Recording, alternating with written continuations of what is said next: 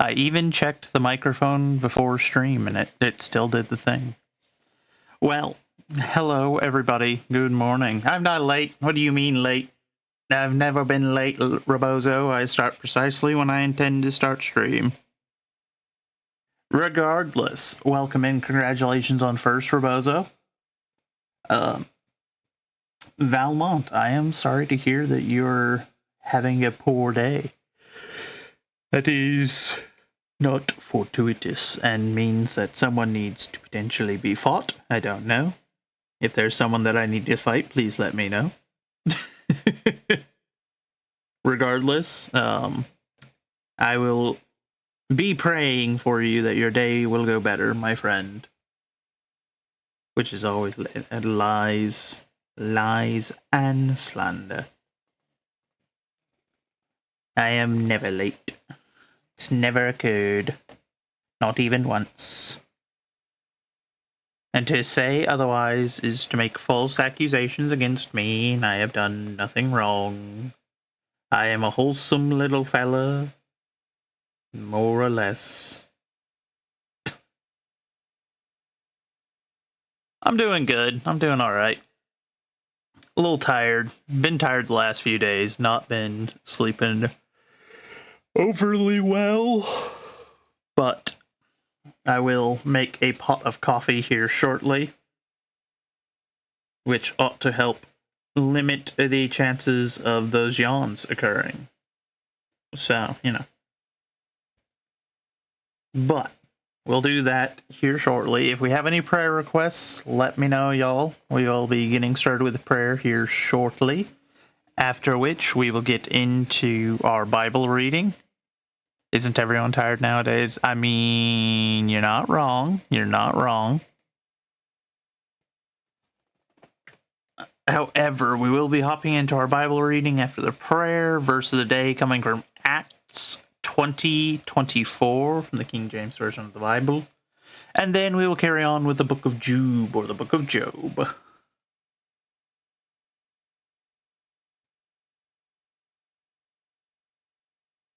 Pray for the safe travels to El Salvador missions trip. Are you going to El Salvador on missions, or is that like part of your church? Regardless, we will pray for them. It's always wise to pray for safety during travel. So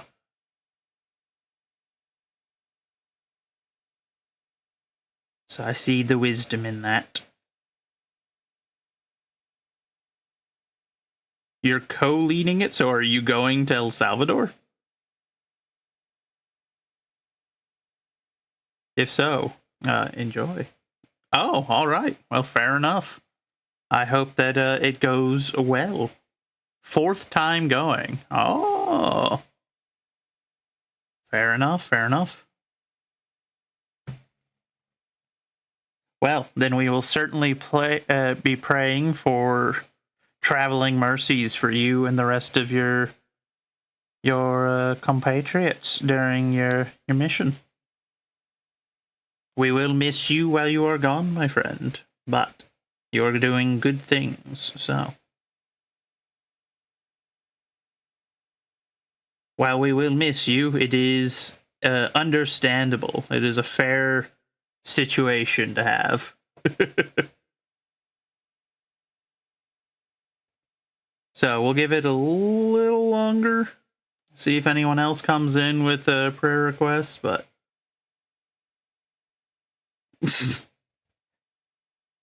my goodness, you always assume the worst about her.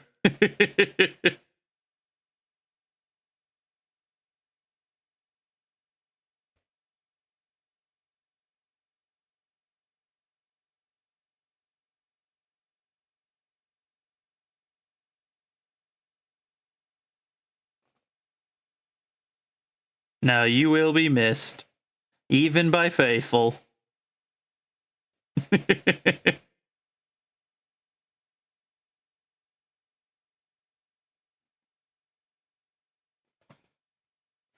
Alright, we'll get started in but a moment now. It's not seeming like we've got any additional requests today, so fair. Nothing wrong with that. Especially considering it's a Monday. And Mondays just inherently tend to be slower, chilled out days. Hence why we have Media Mondays. So we can relax and vibe together.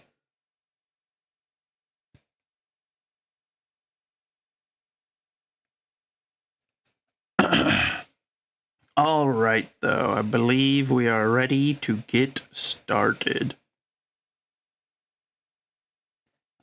I don't know why that's still set up that way. That's weird. All right, though. Heavenly Father, we come to you today, and as we do, I ask that you open our hearts and our minds, that you provide us guidance and discernment, that we may better understand the lessons that it is that you intend for us to take from today, whether they are found here in the good word, or they're found in our day-to-day life in some event, conversation, or just a passing thought. I ask that you lay your healing hands on each and every one of us. You know our struggles. You know what we're going through, whether we've admitted them out loud or not. You know each and every one of them. I ask that you continue to be a refuge for us, a place where we can gather in the strength, in your strength, with our fellow Christians, where we can renew ourselves and refresh ourselves. We live in a world full of temptations and enemies, and I ask that you grant us the strength to overcome each and every one of them. But above all, I ask for your mercy and for your forgiveness, for we are not but sinners and fools, and that your will be done here on the earth. In your holy name we pray. Amen. Alrighty then. So, our verse of the day today, coming from Acts 20:24 from the King James Version of the Bible. But none of these things move me, neither count I my life dear unto myself, so that I might finish my course with joy and the ministry which I have received of our Lord Jesus, to testify the gospel of the grace of God. That seems like a fairly relevant one, considering you'll be going on a missions trip. You will be going and testifying the gospel of the grace of God, doing the ministry. So, perhaps that one was aimed for you today.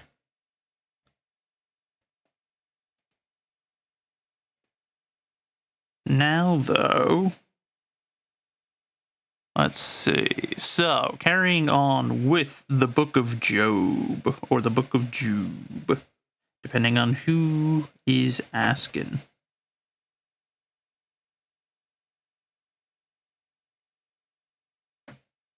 Hold on. All right. So, then answered Eliphaz the Temanite, and said, should a wise man utter vain knowledge, and fill his belly with the east wind? Should he reason with unprofitable talk, or with speeches wherewith he can do no good? Yea, thou castest off fear, and restrainest prayer before God. For thy mouth uttereth thine iniquity, and thou choosest the tongue of the crafty. Thine own mouth condemneth thee, and not I. Yea, thine own lips testify against thee. Art thou the first man that was born? Or wast thou made before the hills? Hast thou heard the secret of God? And dost thou restrain wisdom to thyself? What knowest thou that we know not? What understandest thou which is not in us? With us are both the grey-headed and very aged men, much elder than thy father. Are the consolations of God small with thee? Is there any secret thing with thee? Why doth thine heart carry thee away? And what do thy eyes wink at? That thou turnest thy spirit against God, and lettest such words come out of thy mouth? What is a man, or what is man, that he should be clean? And he which is born of a woman, that he should be righteous? Behold, he putteth no trust in his saints. Yea, the heavens are not clean in his sight. How much more abominable and filthy is man which drinketh iniquity like water? I will shew thee, hear me, and that which I have seen I will declare, which wise men have told from their fathers, and have not hid. Unto whom alone the earth was given, and no stranger passed among them. The wicked man travaileth with pain all his days, and the number of years is hidden to the oppressor. A dreadful sound is in his ears. In prosperity the destroyer shall come upon him.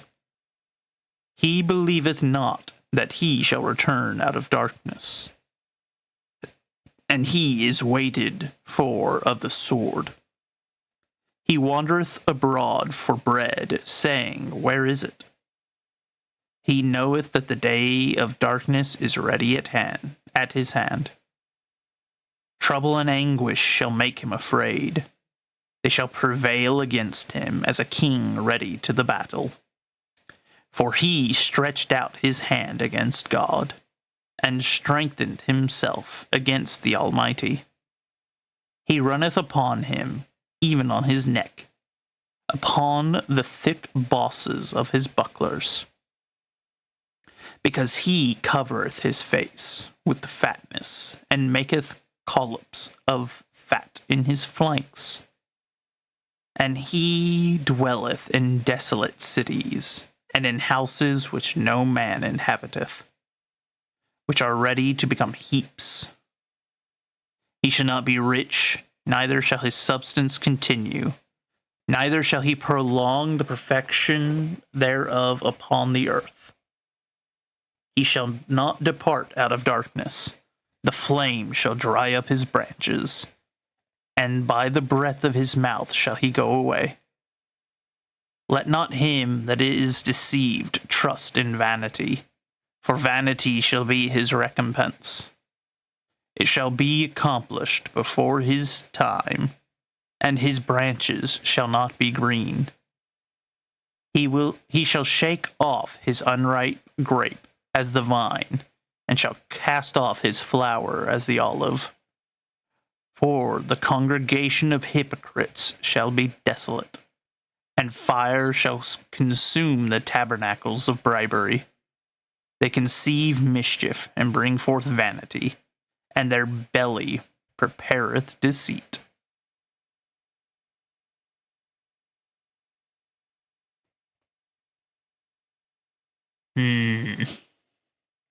So my church has actually started going over Job as well now. I'm curious to go through some of these again and hear some other opinions on this, because it'll be most curious, I believe,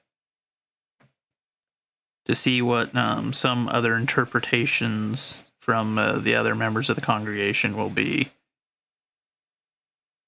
But only time will tell what their stance shall be on some of them now. I'll be curious. I may report back some of these. We may go back over this, even. May go back over the Book of Job. But for now, we will continue on with our reading.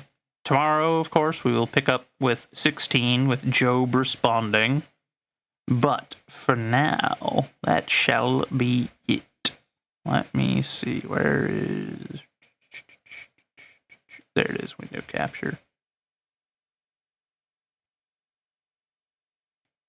Yes, now 'tis media time. I've even gone ahead and queued up some videos. Ignore the last two tabs. I forgot I still had those open. I'm seeing about maybe making a new backup character for D&D. This is Virginia, this is Fredericksburg, and this is Plank Road. It's the kind of road that forms where interstates output their trucks and cars, peppered with gas stations, fast food chains, mid-market hotels, big box stores, and ample parking for all. If you've traveled the US, you certainly know the type. The convenience of quick interstate access, the space for car-centric design, and the co-location with other establishments has drawn retail and restaurants away from city centers and into the hinterlands. So, increasingly, for all but the most urban or most rural Americans, these interstate exit areas have become a constant in daily life. In fact, places like Fredericksburg's Plank Road have become so ubiquitous, so persistent in the US, that it'd be remarkably easy to miss. So this is them going over why everywhere in the US is starting to look very similar. Not actually Plank Road in Fredericksburg, Virginia. That was a lie. In fact, not only are none of these clips from Virginia, they're not even from the same location. This is Portland, Maine, this is Cookeville, Tennessee, Marietta, Georgia, El Paso, Texas, and Los Angeles, California. These interstate exit streets have a style, one that's consistent across the 50 states. It's so intuitive to today's Americans that when we see the Golden Arches approaching, we know we just need to take the coming exit and follow the road straight until arrival. Nothing complicated like burdensome turns. Upon arrival to the subject McDonald's, we know where to look for the bathroom. It's typically towards the back, next to the side entry door. The same can be said for roadside hotels, for gas stations, and for big box stores. We might not realize it, but before even stepping in, thanks to nationwide standardization, we have an intuitive understanding of where the bathroom or register is. More or less. The US is a fantastically inconsistent country. The degree of difference between the landscapes of Utah and Maine, or Florida and Alaska, is one typically reserved for continents, not countries. The people of New York City and North Dakota live enormously different lives. A given day in Minot looks nothing like that in Manhattan. Yeah. A defining characteristic of this country is its heterogeneity, and yet the places in which its people live, the cities and towns they've constructed, are eerily similar. Anchorage could be in Alabama, and Columbus could be in California. Simply put, outside of the oldest areas, the way in which urban America is being built is exceptionally homogeneous. Consider these. If one type of building has come to define the increasing sameness of urban and suburban America, it's the 5/1. While they're never the exact same, they do look similar. With punchy names like the Union or Uncommon, and advertisements prompting a sense of community and trendy amenities, they feel similar too. Their 5/1 moniker stems from their building code designation. Structurally, they're a wooden Type 5 fire-resistant building sitting atop a Type 1 base floor of concrete. Dotting the edges of downtowns and dominating new developments, these mid-rises teeming with young professionals are big, pushing up to the very edge of sidewalks, they're blocky, an unrelenting assemblage of 90-degree angles, and they're popping up everywhere from Maine to Montana. In the past, apartments were small, looking not so different from a large house, or they were massive, steel and concrete structures that scraped the sky. Nowadays, when you conjure up an apartment building in your head, it looks like this. And just how these boxy, boring, but important structures came to define the current apartment building boom comes... Okay, I will acknowledge they are boring, they are very generic in every area that they're built. I will say there is one positive though. I like that mixed-use structures are starting to become more common in the US. And surprisingly specific few hopefully we can evolve that into something better than this. But building codes are each municipality's choice. The rules and standards by which a city is built can vary from town to town in relation to what exactly a town wants. And yet, building codes in the US rarely differ. A town of 500 just doesn't have the time or resources to write their own comprehensive 1,000-page building code, so they typically just adopt this one, the International Building Code. Originally written within living memory of the Great Chicago Fire, these codes, on account of fire prevention, limited wood buildings to 3 stories. While floor limits eased to 5 over the decades, codes into the 1990s required walls built out of non-combustible material, hampering the cost advantage of wood-framed apartment buildings. But then the code added an exception, that exterior and interior walls built with flame-retardant treated wood could be considered non-combustible. As the story goes, an LA architect, Tim Smith, caught the change, identified its potential as a cheap alternative to steel and concrete, and built the first ever 5/1. Building codes made these structures possible. They didn't, however, make them profitable. That was the work of American zoning practices. The rise of boxy, balloon-framed housing cubes is the result of just how much urban and suburban land is zoned for single-family homes, around 3/4 of all residential land in the US. In the western states, with generally younger and more sprawling urban areas, these numbers trend higher. Take Fort Collins, for example. Fort Collins is a college town of over 100,000 north of Denver. It's a place with a perpetual need for housing to keep up with an increasing student body and a growing city population, yet, despite the flat plains of seemingly developable land that surround it, it really has no room for dense housing projects. All this is zoned for low-density single-family homes and duplexes. This, too. This is downtown, where apartment buildings are fair game, but Fort Collins is relatively old, so much of downtown is already accounted for. This area next to downtown is old too, so it's zoned to protect the historic neighborhood and is largely off limits. All this is commercially zoned, so apartments are allowed there, but it's on a state highway, so any housing project will have to compete with businesses for the prime real estate. With so much of the town accounted for, this is the result. 5/1s cluster in the tiny area around campus zoned for high-density housing, while the rest randomly pop up on the edge of downtown or just off the highway. This pattern is not unique to Fort Collins. While housing is desperately needed nationwide, so much land has been ceded to detached family homes, cul-de-sacs, and white picket fences that high-density housing is left to fight over the scraps, maximizing the amount of units they squeeze onto pricey plots and competing with retail and office developers over highway exits and the fringes of downtowns and industrial areas.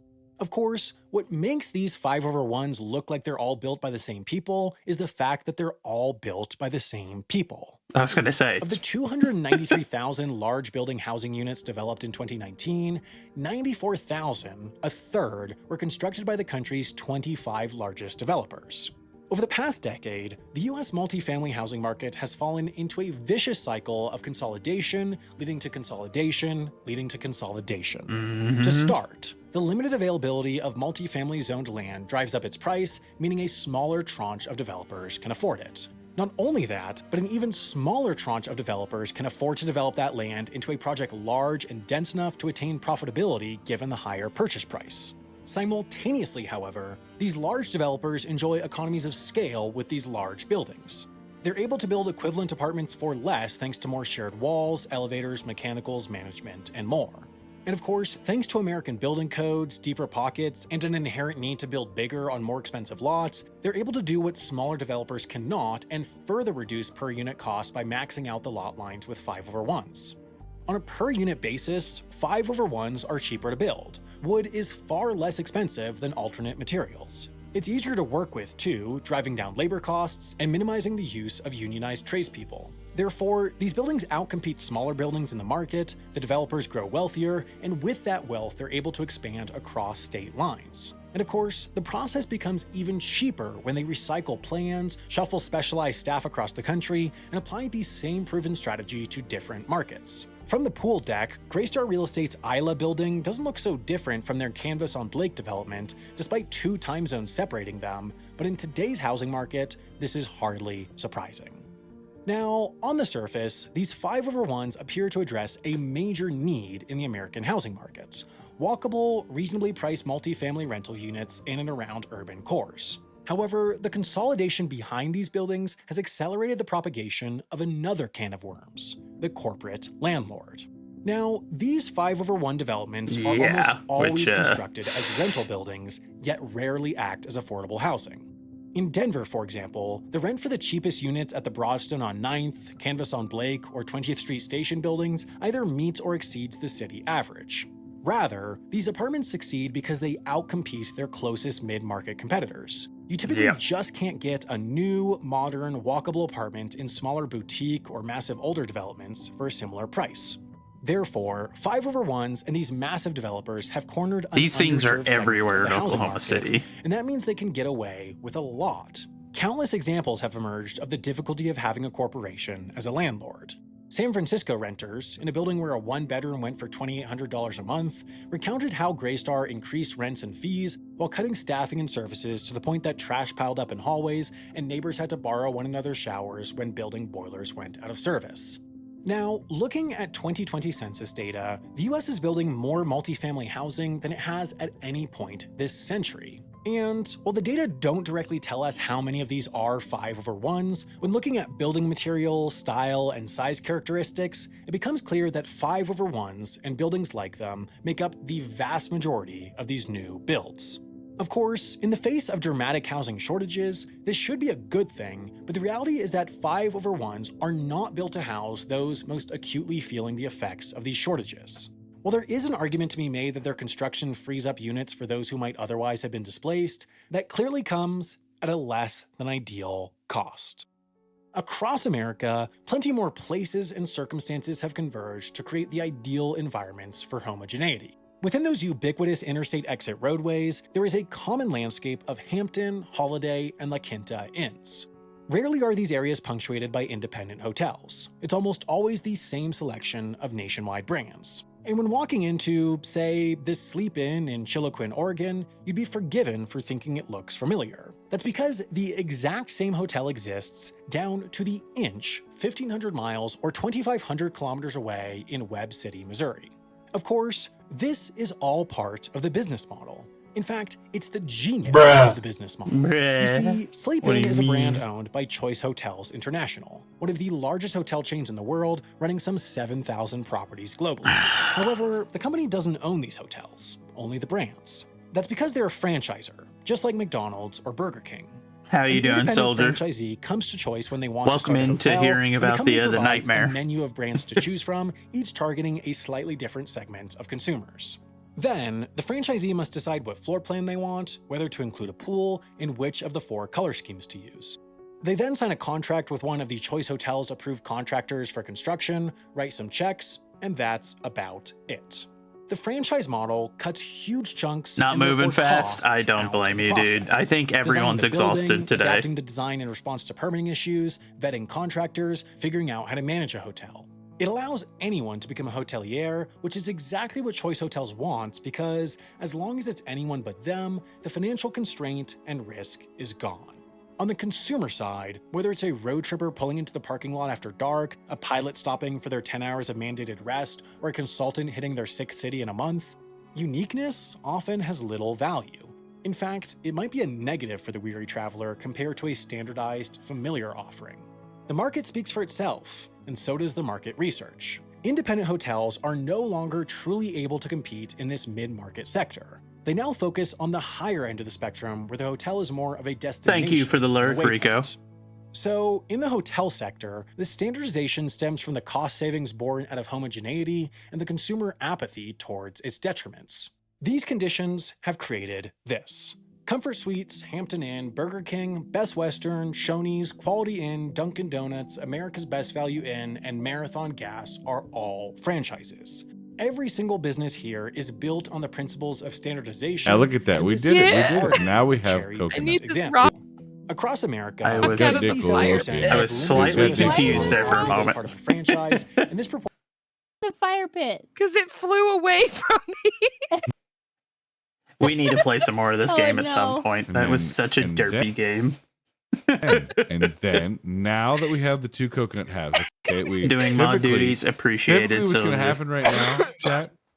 You understand? You take the 2 coconut halves, and then we're going to put them on this Mhm. rock, and that Mhm. tends to be more of a ancient.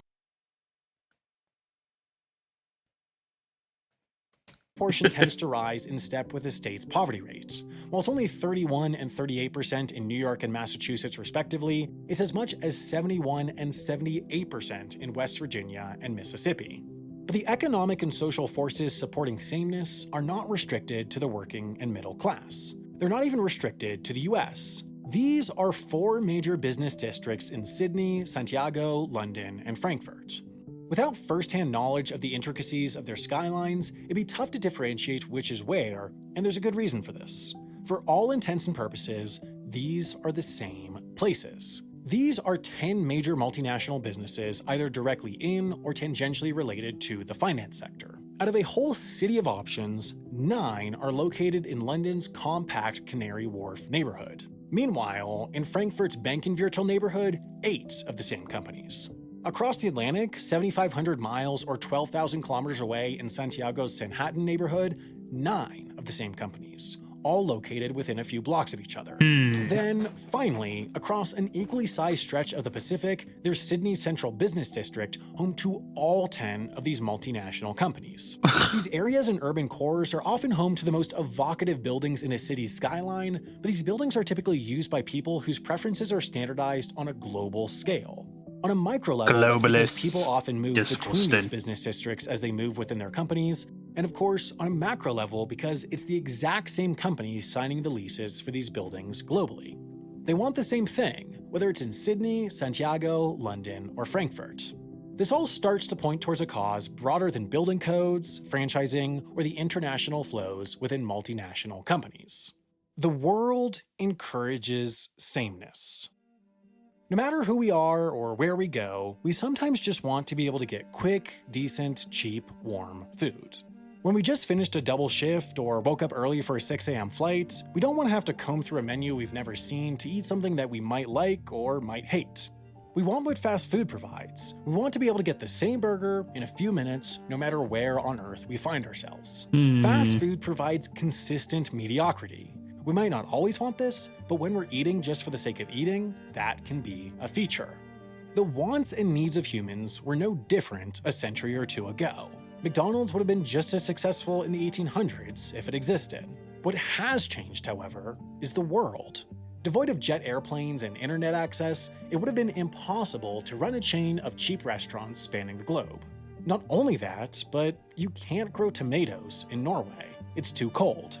Therefore, lacking the long-distance cold chain supply lines of today, there was no way to get the tomato necessary to make the same burger in Norway as in California. Local conditions dictated what was possible locally. That's no longer the case. What happened next is globalization. The walls came down. With cargo ships, The worst airplanes, thing and that internet could have cables happened. linking each country to the next, getting that tomato anywhere and then instructing the local staff on how to cut it is hardly a challenge anymore. The forces encouraging difference disappeared. What's left is economies of scale, is consumer preference for consistency, is the effectiveness of branding, is the creeping consolidation of capital. What's left in a world devoid of walls is the pervasive power of sameness. In a world free of Now, walls, it's this Walmart exact power that has rules. yielded plenty of the advances of the modern age. It's for these exact reasons why the standard of Disgusting. living of the average person has never been higher. If we still had to build houses in the timber-scarce American Southwest out of adobe bricks, it'd hardly be the fastest growing region in the country. Nowadays, timber prices barely differ whether you're at a Lowe's bordering the forest in Oregon or a Lowe's in the middle of the desert in Arizona. In an environment devoid of difference, it's just as effective to build those 5/1s in Arizona or Oregon. So, is this a problem? If there's an objectively yes. best option for addressing the country's crippling need for more But I'm sure multifamily to some housing, people now. should it be avoided? If a national chain of hotels is able to offer consistent, decent rooms at a lower cost than competitors, is that a bad thing? If there's simply a style of skyscraper that those who use the skyscrapers want most, are they at fault? Yes, Well, and they should feel consistency bad. should be recognized for what it is, a convenience with a cost. The difficulty is that the convenience and the cost are experienced by different parties. When that roadside hotel in Chiloquin, Oregon uses the exact same floor plan as its equivalent in Webb City, Missouri, the majority of the benefit is experienced by the owners who are able to set up an equally profitable business for less. Meanwhile, the majority of the cost is experienced by those living in Chiloquin who experience the built-up environment of an area as unique as Oregon's endless wilderness adapted into the epitome of Anytown, USA. The creeping sameness of the modern world is not a big problem. Rather, it's a series of small problems that are experienced again and again and again by everyone. But just because a problem is small, and just because a problem relates to far bigger ones, it's still a problem. Solutions respond to their environment, and humans are part of the urban environment. If priorities change, Part of the it, we environment built it. changes, That's- and so will the solutions. As of yet, few seem exceptionally concerned. No surprise in the country that's now been building cookie-cutter suburban developments for decades. But we don't have to be content with reality just because it's happening. So consider what a common development style does to cities. Consider whether we want the same dining options in every town, big or small. I do not want Consider that. the sameness. This is the first ever video I posted on this channel, and as you can see here, it And now for something a little bit more funny. Something to break up the monotony of the sameness of the world that we live in. Oh dear.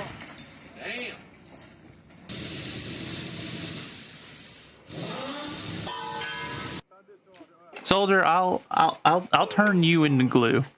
I want you to know that. If you eat any of those three, I can't respect you as a human being until you've recanted. It's as simple as that.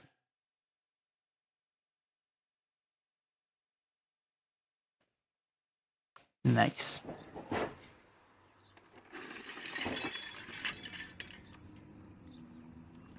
It's a good bucket. It's a good bucket he had.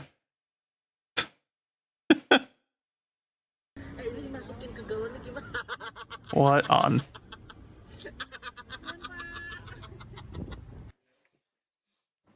Huh.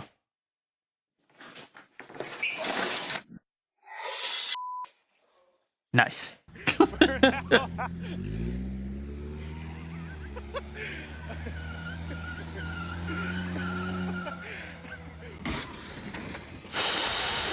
Ooh, there goes your job, bud. Oh my god. Oh my god.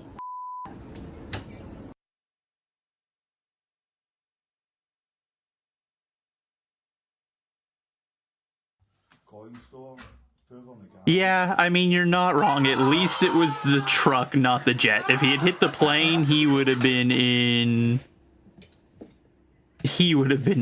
grave danger. That man wouldn't see a paycheck for years. The flagger has bubbles. What's wrong with that? That is like ultimate boredom. Let the flagger enjoy their bubbles.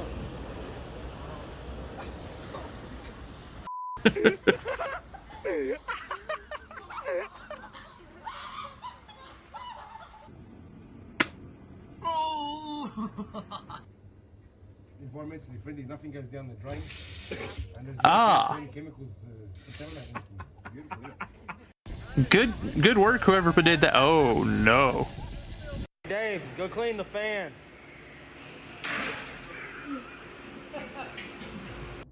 Dave did clean the fan. That's not how I would have recommended doing it, Dave, but you know what? You do you, brother. I guess if it works.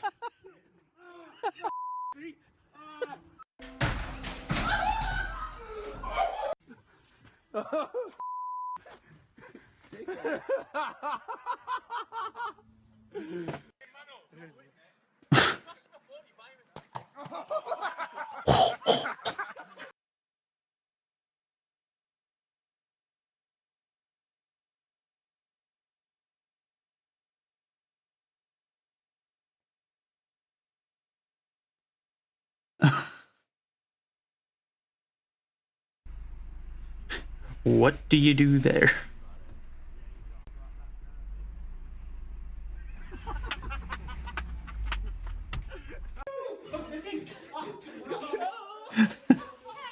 Yeah, that guy's just kind of like, well, now what?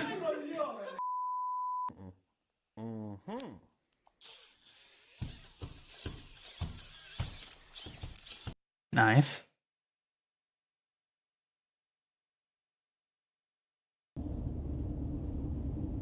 This is so funny.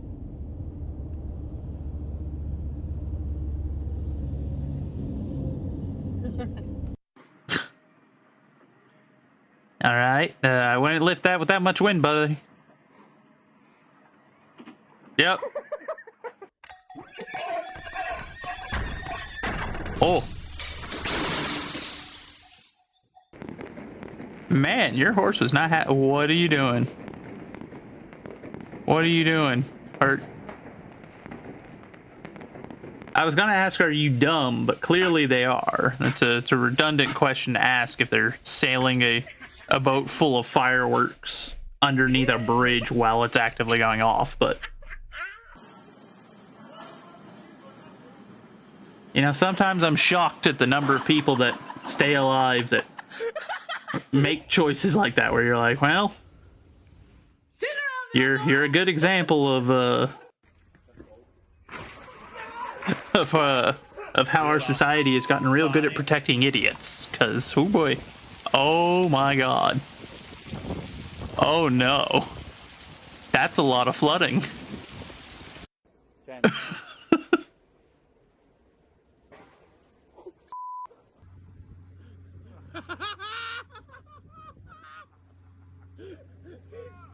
He's stuck for real. And I know that life vest ain't helping you push. Get your ass over here. Oh. Must be the army.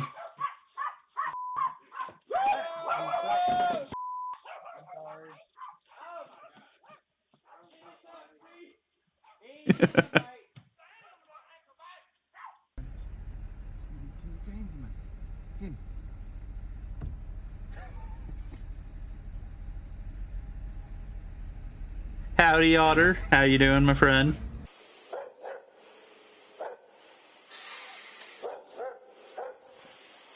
Oh, what a weirdo. Don't like people that do that kind of stuff. There was a guy in my old unit that did that for some reason, and to this day, weirds me out. No grown man should ever be hissing at something like a cat.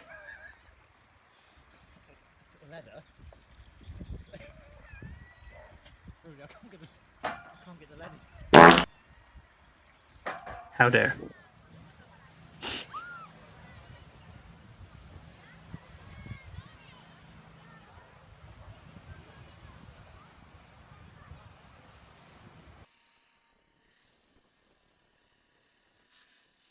Ugh. Okay.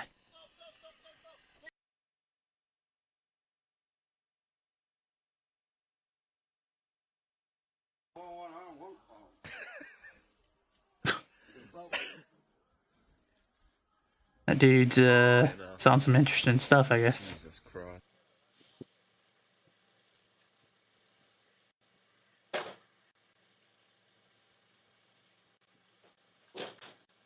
Nice.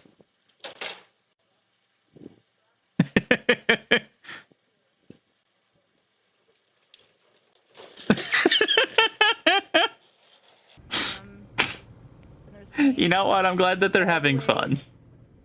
Like, I was looking back there, right? It's like dripping. And then I opened this back. Oh my god. There's no need to curse like that, ma'am. If you can't figure out how to have a conversation without cursing, I'm sorry, you probably ain't got much interesting to say.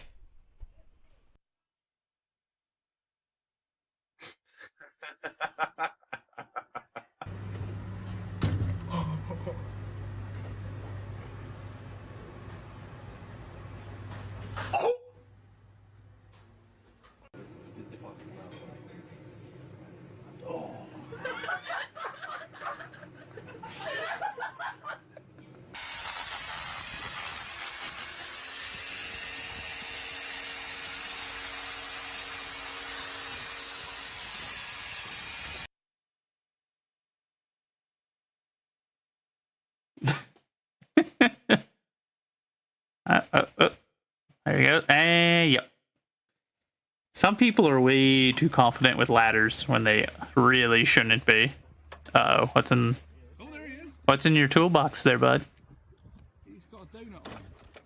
Oh. Oh, okay. At least it wasn't like a snake or something. I assumed it was a snake the way that they were acting.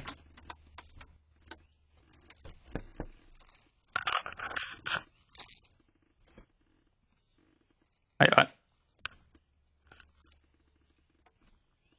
Ma'am, it's a key. You can't just tap a key to it. That's not how it works. She probably, I assume she thinks her ID is on it. My God. Jesus, that's the will. Oh, no, she just was dumb and didn't realize that she needs to use her key to unlock a door. Hmm. And look at this, you know, well, we got the quality welding job here. Ah. My buddy just got his welder yesterday. Yep. And, you know, when you can't find a place to hang it, just hang it to the sway bar. Hmm. And you'll do some more quality welding. You know, I'm not even like a mechanically inclined person. I'm not a car guy, but I can look at that and be like, Just block it off. Soldier, I think you're projecting a little bit there, my friend. A little bit of a stretch. See? See, that's what I sound like. What's up, That looked more like something the Marines would have done.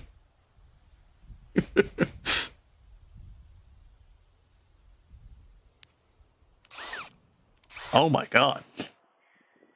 Uh-oh. Uh-oh. There it goes. Why are you trying to stop it physically, stupid? I mean, points for noticing that it was rolling way faster than most people notice their car rolling in situations like that, but I don't know why he followed it up by like, I could stop it. I could physically block an entire vehicle. Like, man, do you know how heavy those are? You can't block it.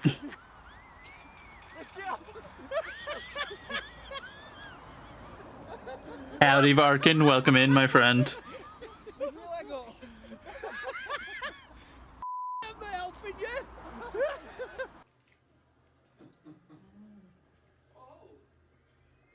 I know damn well your ass ain't laying up here with your mouth open.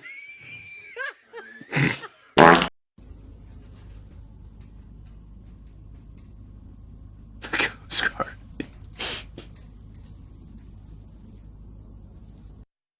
That's a... Oh. Oh dear.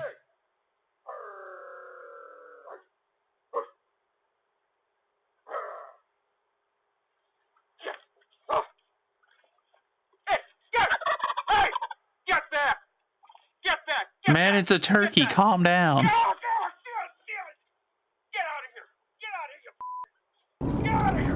Delivery guy goes to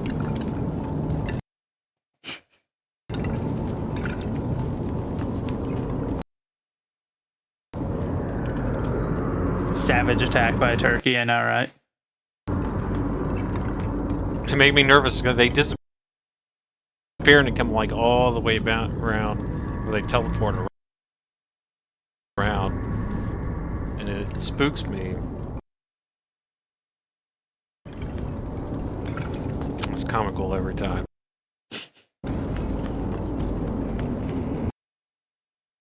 Is it comical every time?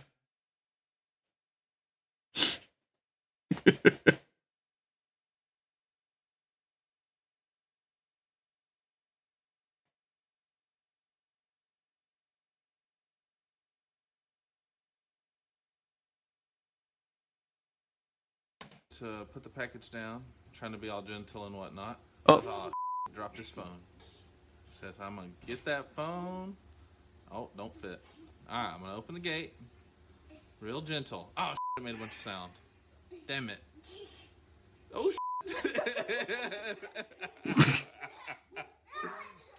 get that box.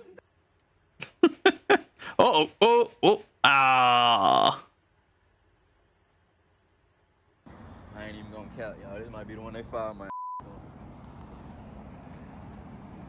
Oh my God. Oh God, was not my fault. I just want y'all to see the type of go through on the daily, bro. Man, holy cow! Calm down with the cursing, bro. Whole power line, bro. Good Lord, I thought I cursed a lot. Trying to pull into a driveway, that was it. Like every other word with this fella.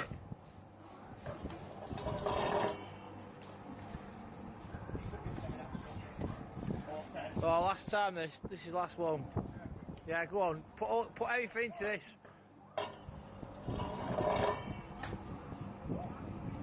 Hell. What's he trying to do? Uh-oh. Uh-oh. Ooh, no one was harmed. That's good at least, but good Lord. Sir, So are you trying to bring it the rest of the way down? What were you expecting there, bud? Physics did that physics thing, you know? I don't know what he expected was gonna happen there. Good luck, Mike. Pressure's on. Don't drop it, bro. Get up. Laugh.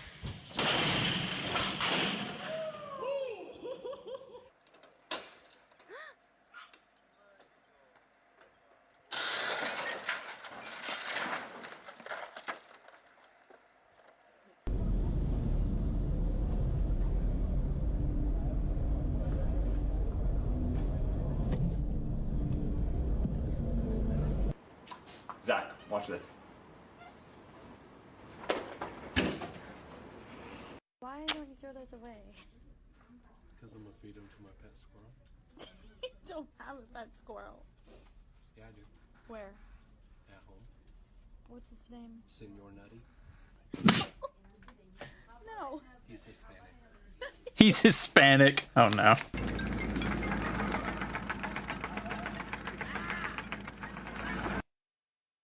Okay, that is in the video. I was like, what the heck is that? I'm pretty sure that's not my my phone ringing, but good job, dude. What a waste of pallets. Austin, how's your day going? Pretty good. Anything exciting happen? Pretty boring day.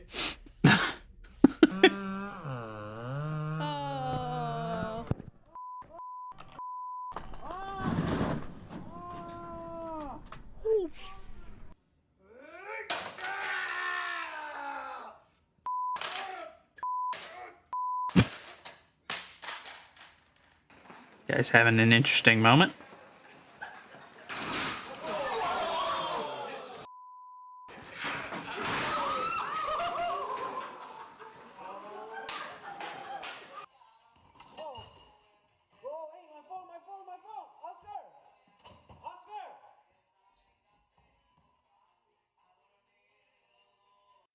Nice.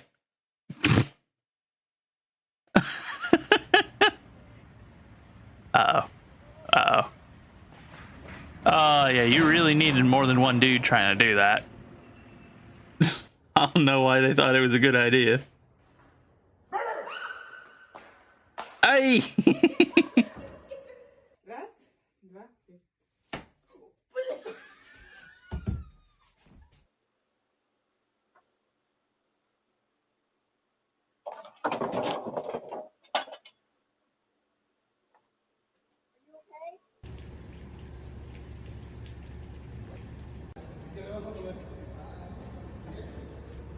And you understand what I'm talking about in terms of what I'm asking you for, whether it's I hope he was having a great time. Just a casual ride through.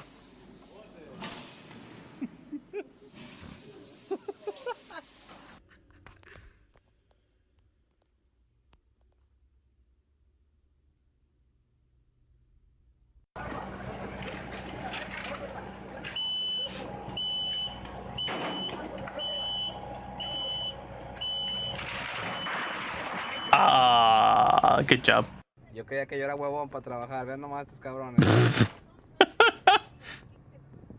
Son como 50 cabrones y ven cómo van pintando. You know what? Work smarter, boys. Work smarter. I'm not even gonna judge him for that.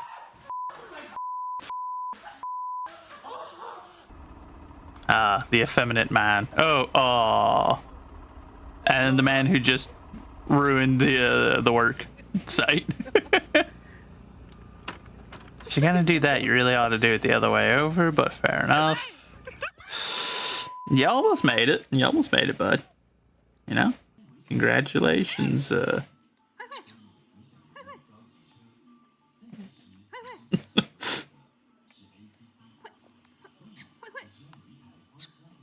the white 4Runner, and then do you have an idea on what kind of mileage you're trying to stay around? Obviously, we're up to 96 on here, but I know that 4Runners can last a pretty long time.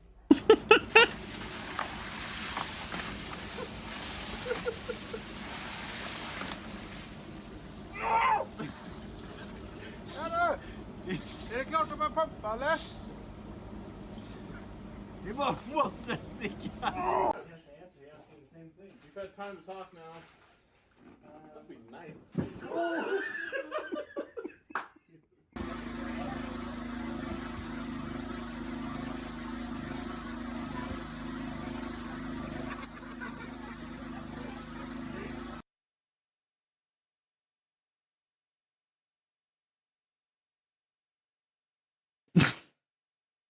They are all over his bag. He's like whipping them off him. Man. Oh my god. Oh God. That is ridiculous. They're everywhere. Look, they're all on the ground too. That's what's all on the ground around that. Tyreek. Oh, I don't even know what those are, but I feel bad for that dude. About the monster that scared you. Oh, that gorilla? Yeah. Oh, that thing, that scared me. I was sitting right where you was sitting there. I mean, I was going to swan that door. Came out.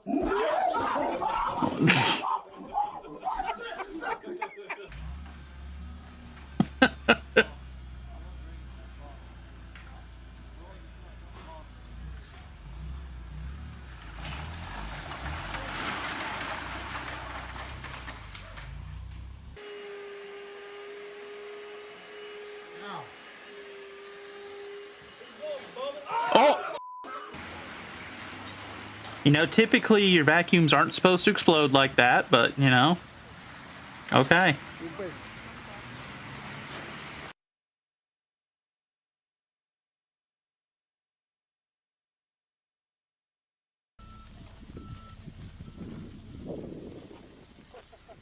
That's how it's done. Tell them, boys. That's how it's done. I'll leave for 5 rounds, mate. Again, work smarter.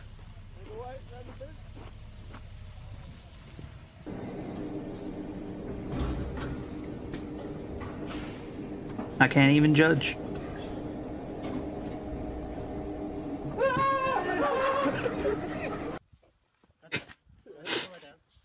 Keep going down. Keep going down. Start to go down to the floor.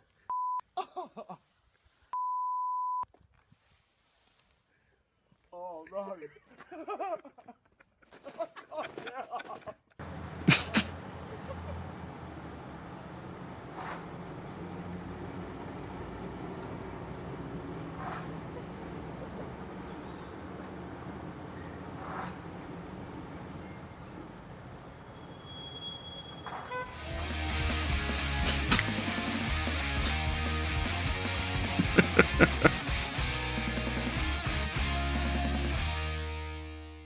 Okay, you know what? Why not? We don't watch enough animals on here. This is a great opportunity. We're going to continue this. Hopefully, together, we're going to try to move a little faster. I mean, I guess that's one way. Okay, so now we're gonna go into. I actually already did these. What is... We can go into these if you want. I honestly don't really have. I did these two.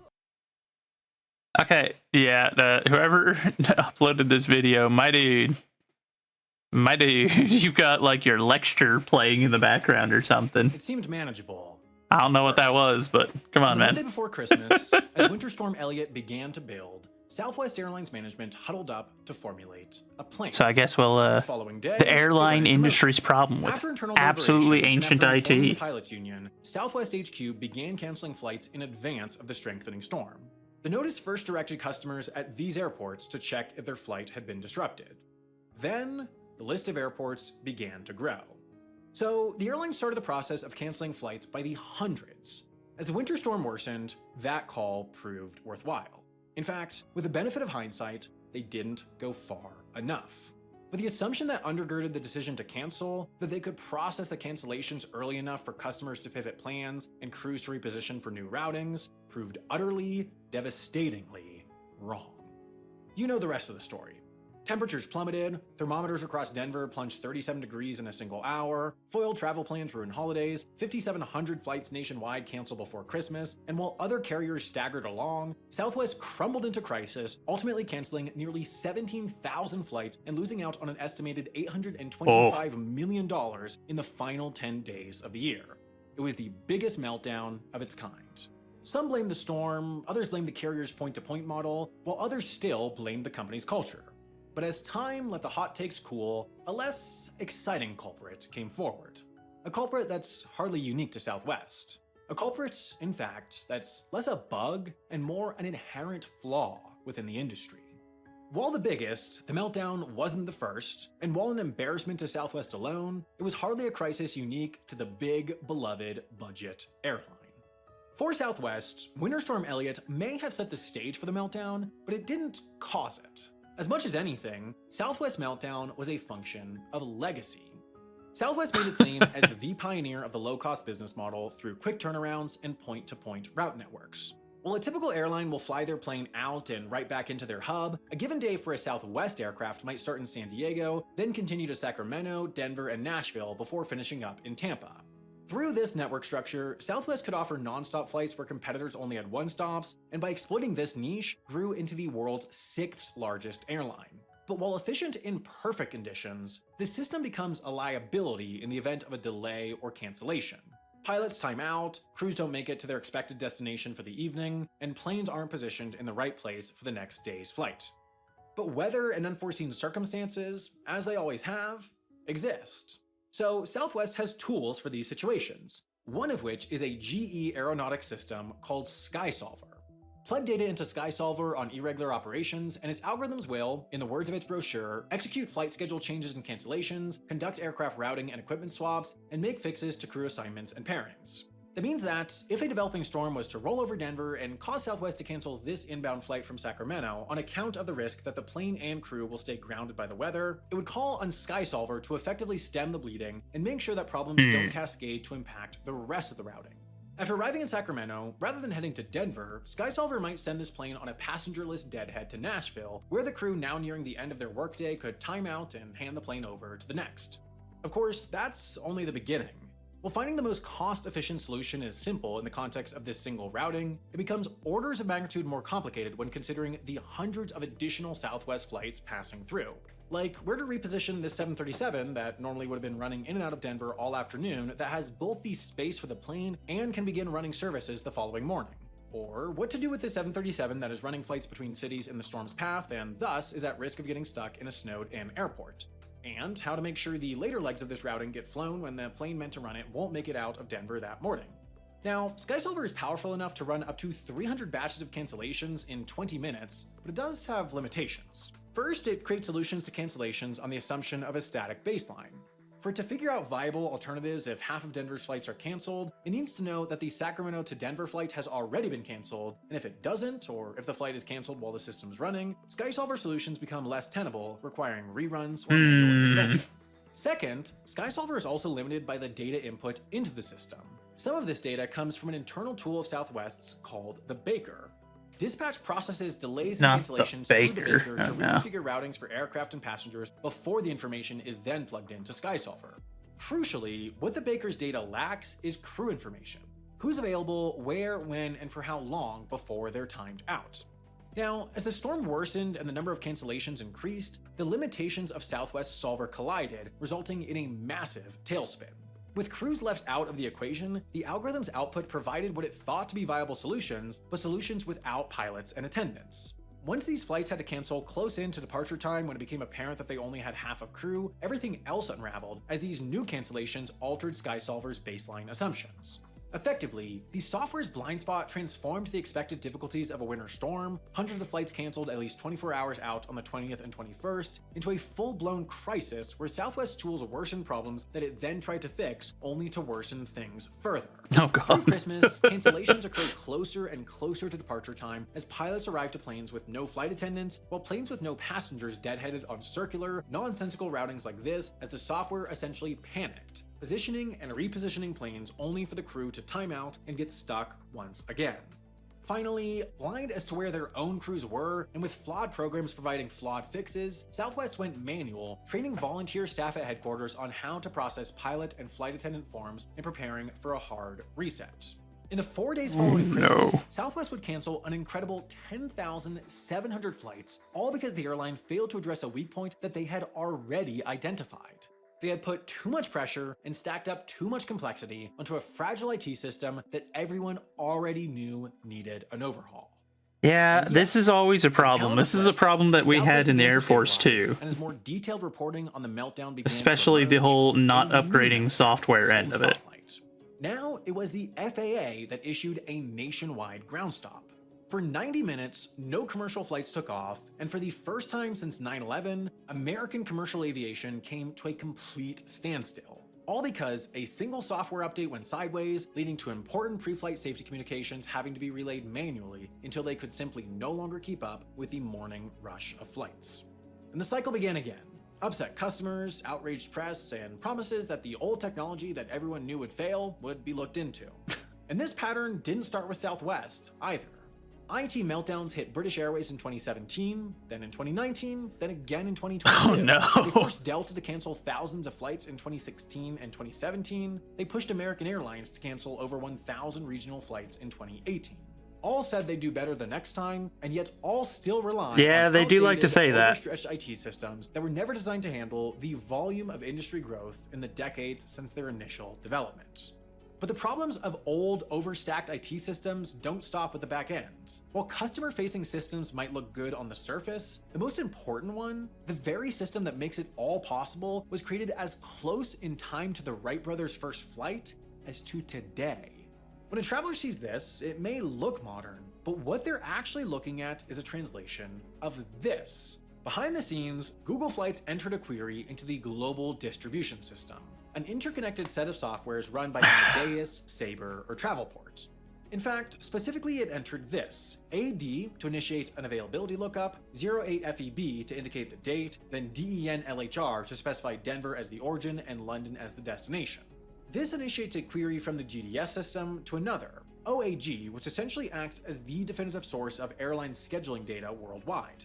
The GDS then comes back and spits out two options, one by British Airways, one by United. The strings of letters and numbers indicate availability across the different fare classes, then the right side provides most other data: departure time, arrival time, aircraft type, and flight duration. But the fare data is still missing. For that, Google Flights needs to pick a flight, pick a fare class, then enter another query for its price. But the GDS doesn't have that data itself. It seeks the answer from the Airline Tariff Publishing Company, which, similarly to the OAG with scheduling, is the one-stop shop for pricing data used by essentially every major airline globally. So once again, the GDS will repackage their response into this, reiterating the flight schedule, then displaying the base fare, the carrier surcharge, US passenger facility charge, security fee, and international departure tax to give a total $630.20 one-way fare on the February 8th British Airways Denver to London flight. This entire process is repeated for the United option, which gives Google Flights all the information necessary to populate this screen. But next up is booking, and that's even more involved. Regardless of where a booking takes place, with some limited exceptions, the user interface is just a translation tool to input a string of commands into the GDS. This sequence initiates the process of creating a passenger name record, or PNR, to which it will then input a phone number, the name of the person making the booking, then a precisely formatted description of the desired flight itinerary. After reconfirming availability and fare price, the GDS will then submit the PNR and return with this: the time limit for actually paying for the booking. At this point, the booking is confirmed. That seat is reserved and will stay reserved unless that payment deadline passes without payment. While these days customers typically pay immediately, in the background it's rarely required, but this delay deadline gives an online travel agency like Expedia, for example, time to process and verify payment from the customer before actually paying for the ticket themselves, at which point it might become non-refundable, leaving the company in a tricky spot if a customer's credit card payment declines. But even before paying, Expedia will close out the transaction with the GDS, therefore sending the passenger name record to the airline, which will respond with a modified version including a confirmation number, which is then extracted and sent to the customer in a flashy, well-formatted email. The GDS and its associated systems were revolutionary for the airline industry. Not only did they make reservations a far less labor-intensive process, they made essentially every airline reservation system interoperable with each other. These days, it's fairly simple for airlines to sell tickets involving other airlines. They're all using the same GDS already, so the way United's internal systems interpret and modify a PNR is the same way Lufthansa's would.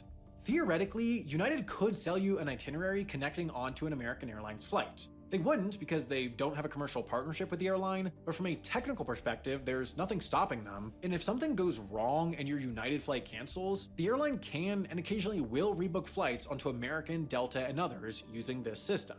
But while the GDS was revolutionary, it hardly still is today. In fact, at airports around Yeah, the most world, technology you step doesn't up to a stay reservation revolutionary agent, very and chances are long. the other side of their screen looks like this. Still today, in 2023, the GDS is operated as a command line interface, the way computers worked before graphical user interfaces were popularized in the 80s. Command line interfaces aren't in and of themselves an issue, but in context, the difficulty is that using them requires legitimate creativity and skill. Let's say, for example, a customer is here in Denver, headed to Zurich, and their 1:40 p.m. flight to Chicago to connect onto the 7:10 overnight to Zurich just canceled, meaning they won't make their connection. A rebooking agent would start by querying the GDS for the next available itinerary between the two cities, and they would see there's a viable one connecting onto a 7:20 p.m. Swiss Air flight out of LAX, but the problem is that the only two flights to LA that would make that, at 1:36 and 3:55, are already oversold, meaning there's no seat available for the stranded passenger. So, according to the GDS, it's impossible to get that passenger on their way to Zurich until the next day. But just because the GDS says it's impossible doesn't mean it actually is. For example, an experienced rebooking agent would know that United also flies to John Wayne Airport in Orange County, about an hour's drive from LAX, so if desperate, the passenger could fly to there, take a taxi to LAX, then make their overnight flight to Switzerland. The GDS can't offer this as an option because it's not one that the airline would sell, so it's not in the system. But with this knowledge, an agent could individually book seats for each leg, then string them together into an itinerary in the PNR. The GDS also would know that United's 11:45 a.m. LAX bound flight was delayed until 1:30, meaning this passenger could still take that and make the connection. It also wouldn't suggest taking American's 4:10 p.m. flight to LAX as an option because Swiss Air and American don't typically ticket together, but in this exceptional circumstance, United could buy the stranded passenger a ticket on American through the GDS to continue their journey on Swiss. And this is only the tip of the iceberg. There are endless tricks to working with the GDS to solve problems, but experience is needed to know the right technique. The horrible truth this presents for both passengers and airlines is that constantly, passengers are getting stranded when they don't have to be. It's down to the luck of the draw.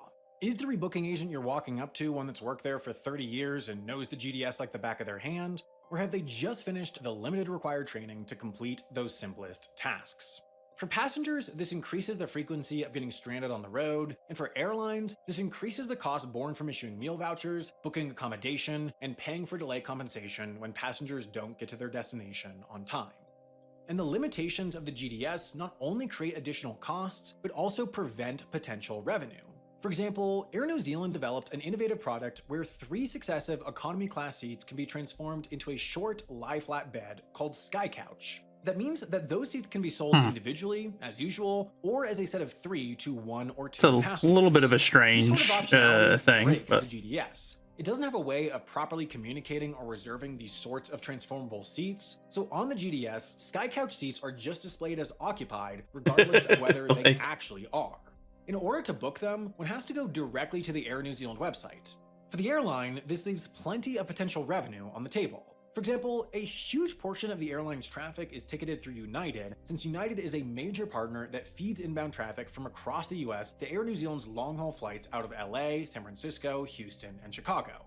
Those passengers can book and check in exclusively with United, meaning they would never have even had the chance to pay Air New Zealand for a SkyCouch, and it's the same with passengers who booked through other airlines or online travel agencies. Airlines have been complaining about the GDS system for decades, and so there are an increasing number of technical solutions and workarounds to the GDS's constraints, but even those have their problems. For example, IATA introduced the new distribution capability standard, which allows for more complex back-end communication. But rather than serving as the solution to the GDS's shortcomings, it more so demonstrates what's truly at the root of the problem. 162 airlines, travel agencies, system providers, and others are certified by IATA as having properly integrated this new standard into their systems, or at least part of it. The core functions have pretty good uptake. For example, 156 of those have incorporated the NDC standard that allows for shopping for flights. But then you get to the more novel functions.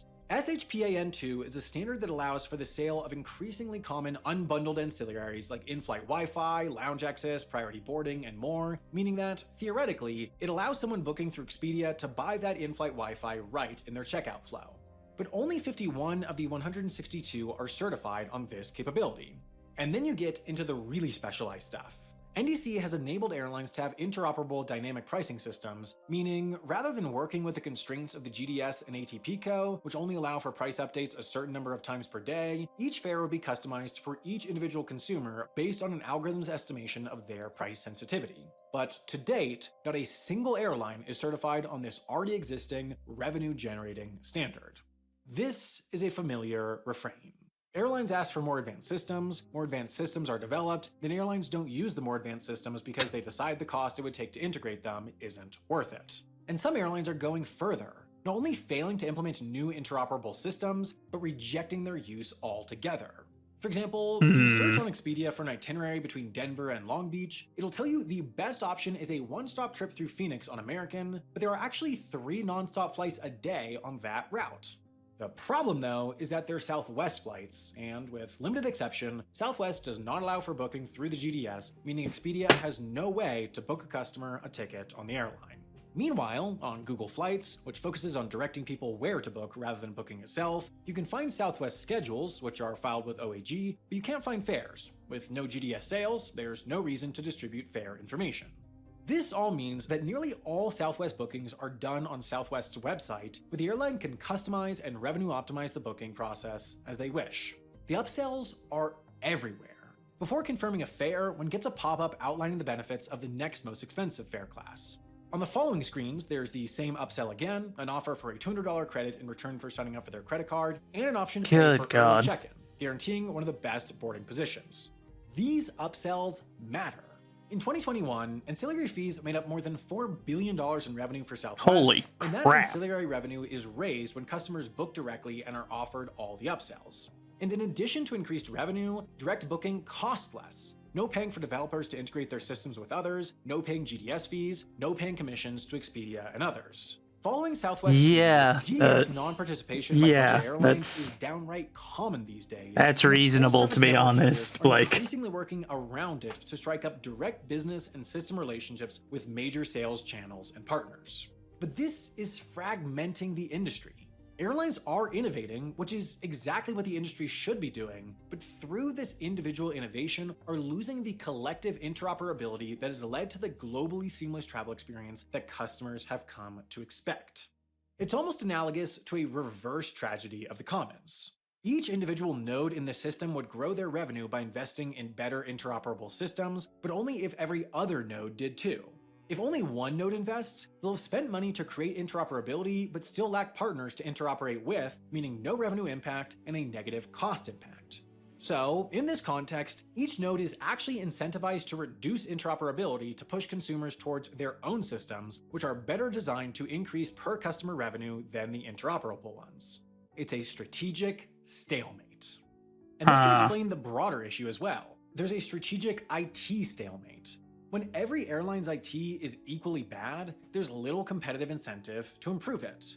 Why invest to improve to a level that the public doesn't even know is possible? Globally, the airline industry has just settled on a culture of good enough.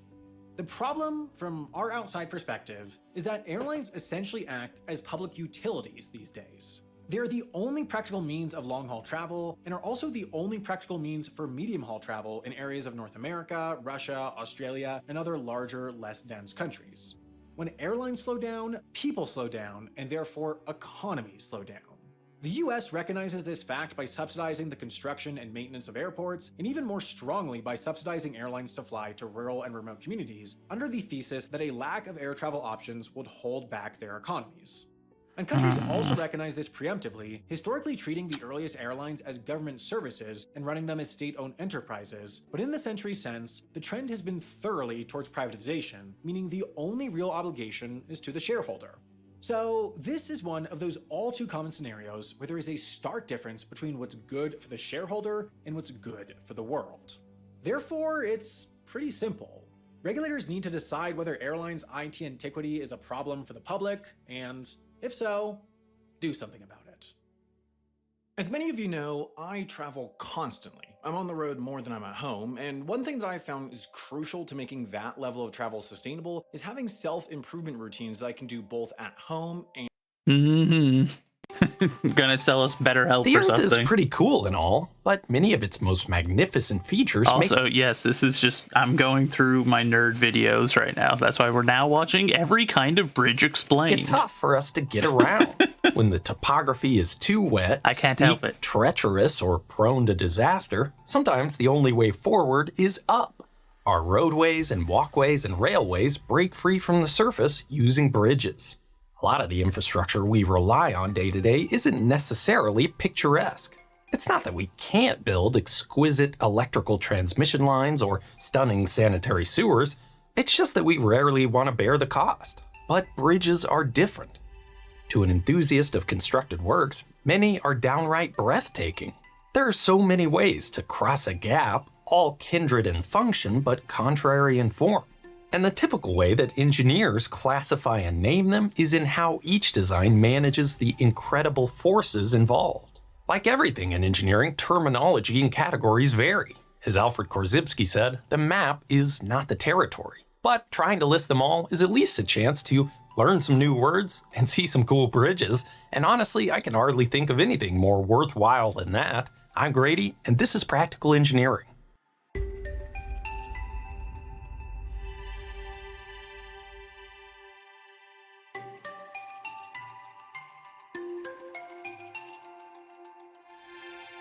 One of the simplest structural crossings is the beam bridge. Just a horizontal member across two supports. That member can take a variety of forms, including a rolled steel beam, sometimes called a stringer, or a larger steel member fabricated from plates, often called a plate girder. Most modern bridges built as overpasses for grade separation between traffic are beam bridges that use concrete girders. And instead of a group of individual beams, many bridges use box girders, which are essentially closed structural tubes that use material more efficiently, but can be more complicated to construct. Beam bridges usually can't span great distances because the girders required would be too large. At a certain distance, the beams become so heavy they can hardly support their own weight, let alone the roadway and traffic on top. One way around the challenge of a structural member's self-weight is to use a truss instead of a girder. A truss is an assembly of smaller elements that creates a rigid and lightweight structure. Unlike a beam, the members of a truss don't typically experience bending forces. The connections usually aren't actual hinges that permit free rotation, but they are close enough, so all the load is axial along their length in compression or tension. That simplifies the design process because it's easier to predict the forces within each structural member. The weight reduction allows trusses to span greater distances than solid beams, and there are a wide variety of arrangements, many with their own specific names. In general, a through truss puts the deck on the bottom level, and a deck truss puts it on top, hiding the structural members below the road. A particularly photogenic type of truss is a lenticular truss bridge, named because they resemble lenses, which themselves are named because they resemble lentils. A Bailey bridge is a kind of temporary truss bridge that's designed to be portable and easy to assemble. They were designed during World War II, but Bailey bridges are still used today as temporary crossings when a bridge fails or gets closed for construction. Most covered bridges are timber truss bridges. Since wood is more susceptible to damage from exposure to the elements, I do like those. The roof and siding are placed to keep the structural elements trustworthy. A trestle bridge is superficially similar to a truss, a framework of smaller members. Trestle bridges don't have long spans, but rather a continuous series of short spans with frequent supports, which are individually called trestles. But sometimes the whole bridge is just called a trestle, so like many other instances of structural terminology, it can get a little confusing. The next bridge type uses a structural feature that's been a favorite of builders for millennia, the arch. Instead of beams loaded perpendicularly or trusses that experience both compressive and tensile forces, arch bridges use a curved element to transfer the bridge's weight to supports using compression forces alone. Many of the oldest bridges used arches because it was the only way to span a gap with the materials available at the time, stone and mortar. Even now, with the convenience of modern steel and concrete, arches are a popular choice for bridges. They make efficient use of materials but can be challenging to construct because the arch can't provide its support until it's complete. Temporary supports are often required during construction until the arch is connected at its apex from both sides. In stone arches, the topmost stone is key to keeping the whole thing standing, and of course, it's called the keystone. When the arch is below the roadway, we call it a deck arch bridge. Vertical supports transfer the load of the deck onto the arch. The area between the deck and arch has a great name, the spandrel. Open spandrel bridges use columns to transfer loads, and closed spandrel bridges use continuous walls. If part of the arch extends above the roadway with the deck suspended below, it's called a through arch bridge. A moon bridge is a kind of exaggerated arch bridge, usually reserved for pedestrians over narrow canals where there's not enough room for long approaches. They're steep, so sometimes you have to use steps or ladders to get to the top and back down. One result of compressing an arch is that it creates horizontal forces called thrusts.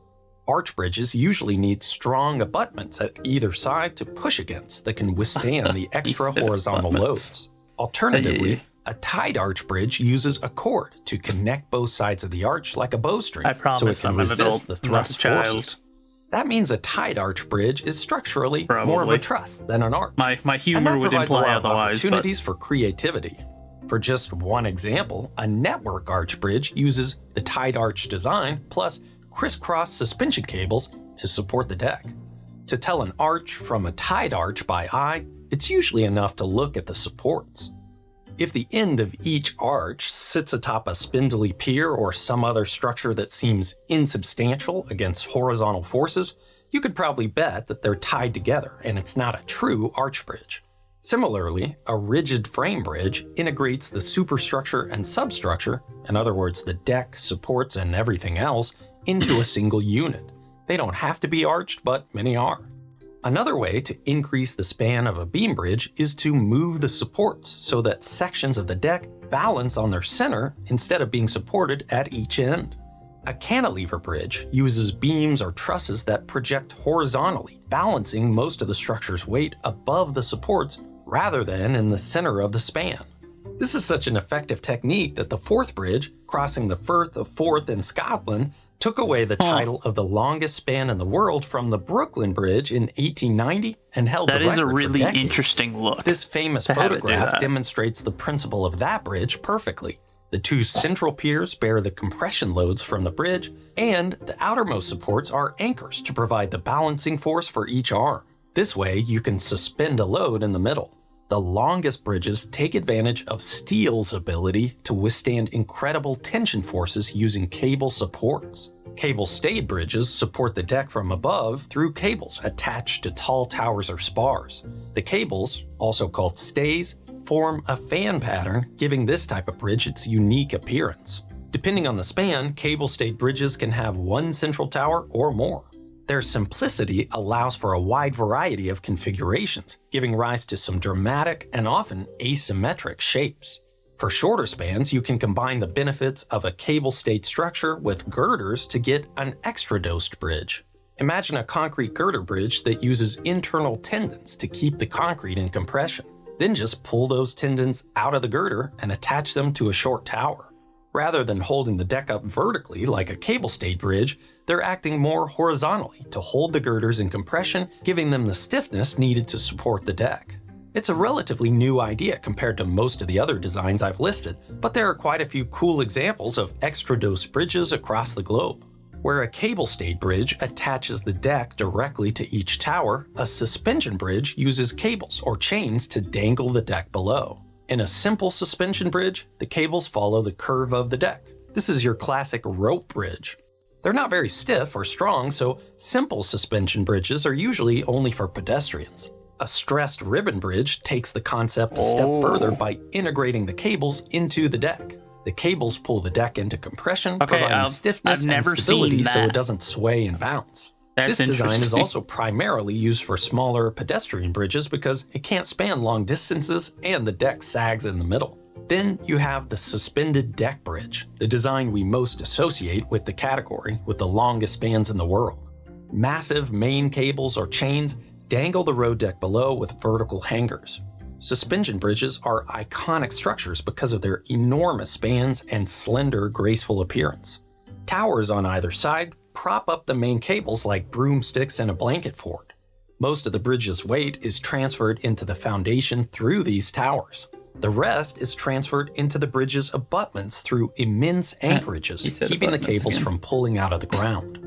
Alternatively, self-anchored suspension bridges connect the main cables to the deck on either side, compressing it to resist the tension forces.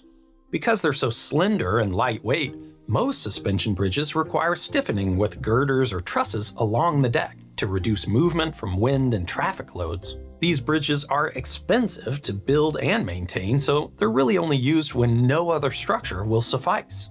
But you can hardly look at a suspended deck bridge without being impressed.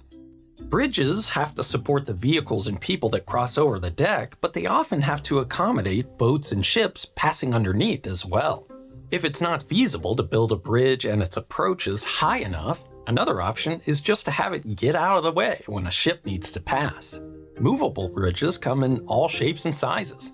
A lot of people call them drawbridges after their medieval brethren over castle moats.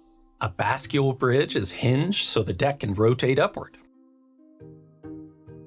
A swing bridge rotates horizontally so a ship can pass on either side. A vertical lift bridge raises the entire deck upward, keeping it horizontal like a table. A transporter bridge just has a small length of deck that's shuttled back and forth across a river. That's just a few, and in fact, every movable bridge is unique and customized for a specific location, so there are some truly interesting structures if you keep an eye out. On the other hand, sometimes there's no need for ship passage or a lot of space below, and in that case, you can just float the bridge right on the water. Floating bridges use buoyant supports, I've not seen that done eliminating either. the need for a foundation. These are used in military applications, actually, but there so are yeah. permanent examples Fair. too. I hadn't Many considered use a hollow pontoon concrete like that. structures as pontoons with pumps inside to So make I sure have they seen don't a fill up with military water and style sink. floating bridge, And but actually, a lot of bridges take advantage of buoyancy in their design, even if it's not the main source of support. A design like this presents a lot of interesting engineering challenges, so there aren't too many of them. Similarly, the pedestrian bridge at Fort de Rovera in the Netherlands, probably pronounced that wrong, has its deck below the water, giving it the nickname of the Moses Bridge. If space or funding is really That's tight, really one interesting. option to span a small stream is a low water crossing. Unlike bridges built above the typical flood level, low water crossings are designed to be submerged when water levels rise. They're most common in areas prone to flash floods, where runoff in streams rises and falls quickly. Ideally, a crossing would be inaccessible only a few times per year during heavy rainstorms. However, low water crossings have some disadvantages. For one, they can block the passage of fish, just like a dam.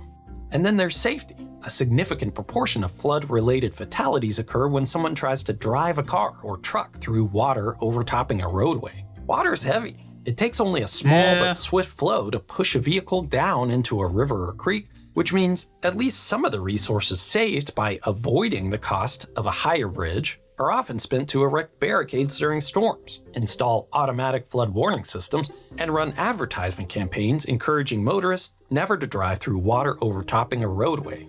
You may have heard the term viaduct before. It's not so much a specific type of bridge, but really about the length. Bridges that span a wide valley need multiple intermediate supports. So a viaduct is really just a long bridge with multiple spans that are mostly above land.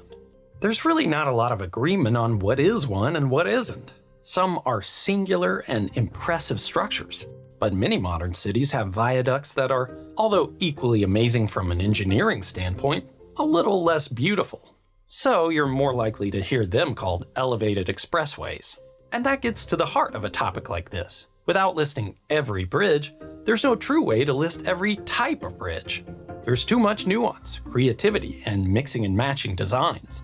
The Phyllis J. Tilley Bridge in Fort Worth, Texas combines an arch and stress ribbons. The Third Millennium Bridge in Spain uses a concrete tied arch with suspension cables holding up the deck, which is stiffened with box girders. The Yavuz Sultan Selim Bridge in Turkey combines a cable-stayed and suspension design. In some parts of India and Indonesia, living tree roots are used as simple suspension bridges over rivers. There are bridges for pipelines, bridges for water, bridges for animals, and I could go on.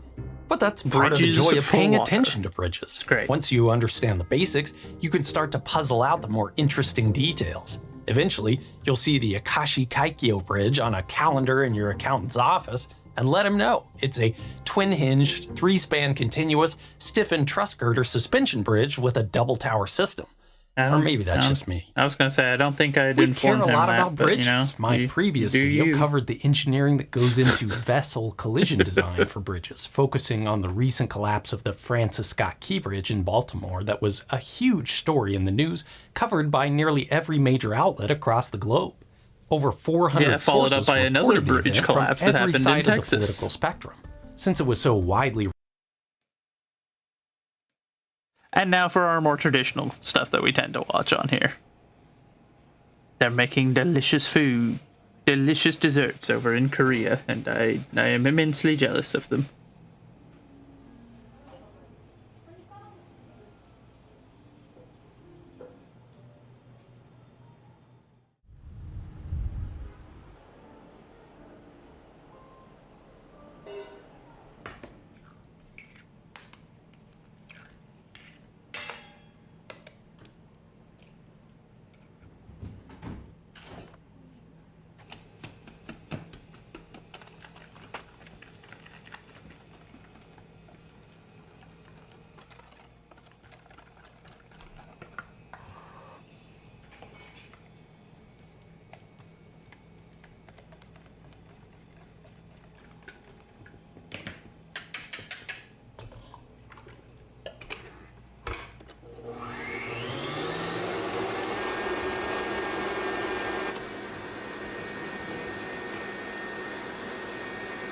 Delicious. Look at all of that. Soon it will be even greater, though.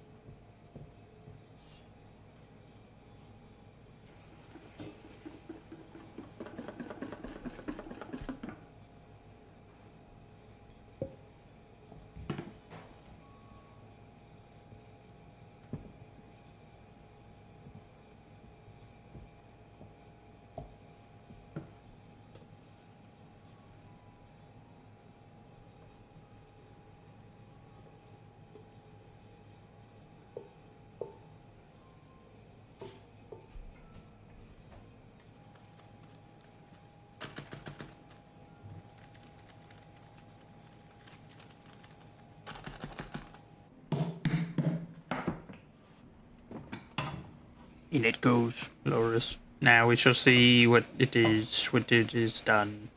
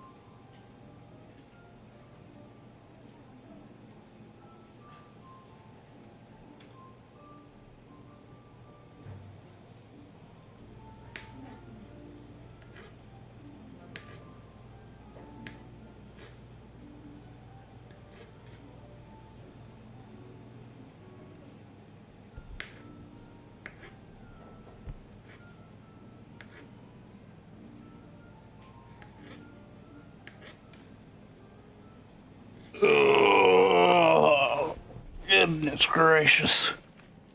Oh, those are huge for cherries. What the heck?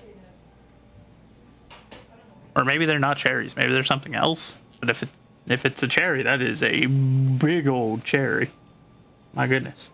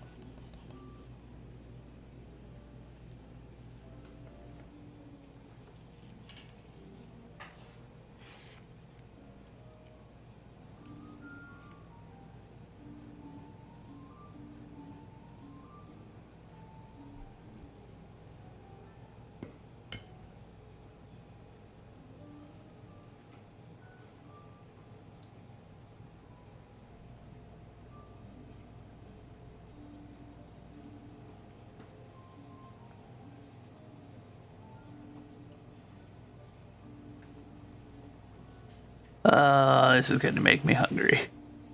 It always does. I don't know why I do this to myself, but I do, so. Tad unfortunate. One of these days, maybe I'll learn. But until then, I'm going to keep watching videos with delicious food in it and being like, yes. Wish I were eating it.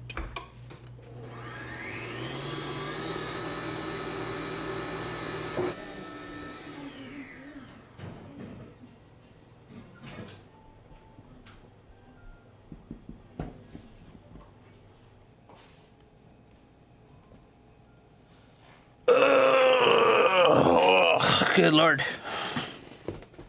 I never did go and make that cup of coffee.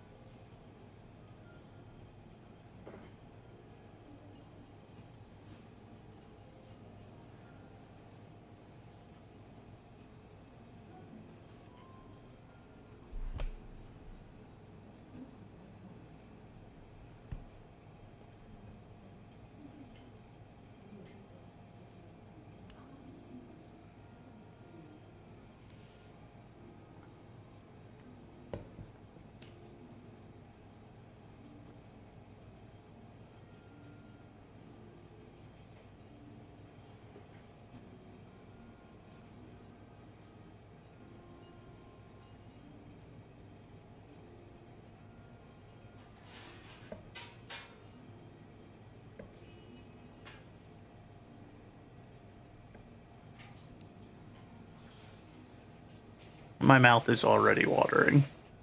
I regret this. How long is this gonna be? This is near on 3 hours. Oh dear God. Yeah, we're not gonna watch the whole thing today. We'll split it up again. We'll maybe do like half an hour of this, and then we might go and play some games or something. I don't know, or we'll find some other videos to watch. I'm open to suggestions if anyone has some videos they think would be good to watch here on stream together.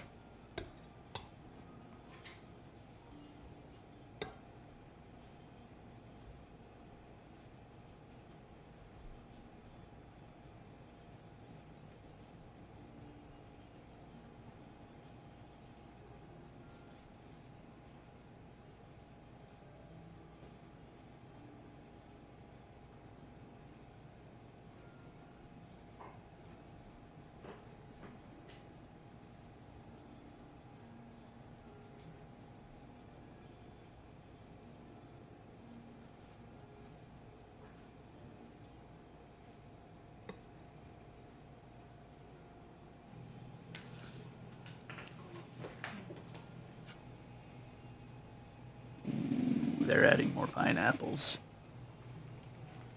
Want to make D&D characters? I mean, we could watch videos tied to that.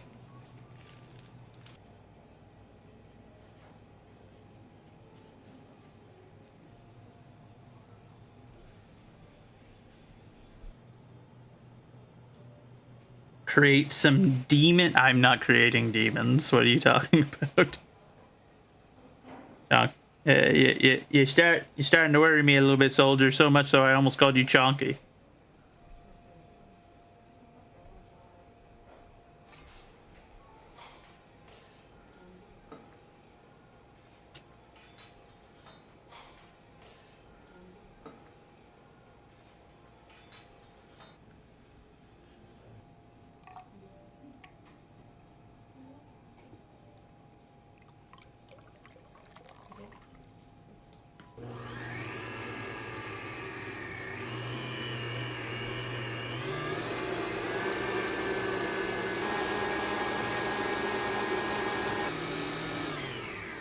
Soldier, I'm gonna ban you.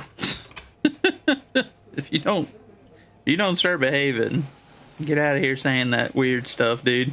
Good lord.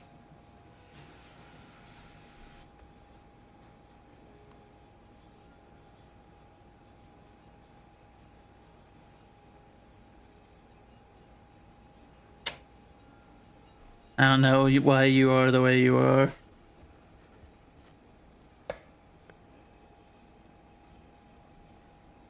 Also, I'm not entirely sure what you mean by the upcoming campaign. I don't know if like you're trying to refer to my part of the campaign, but you definitely don't understand what's going on my end if you think that's what we need. But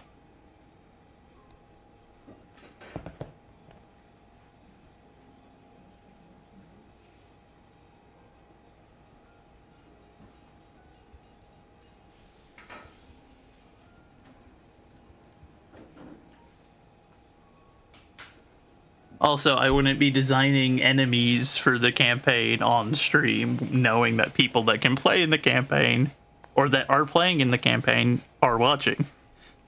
That would be counterintuitive.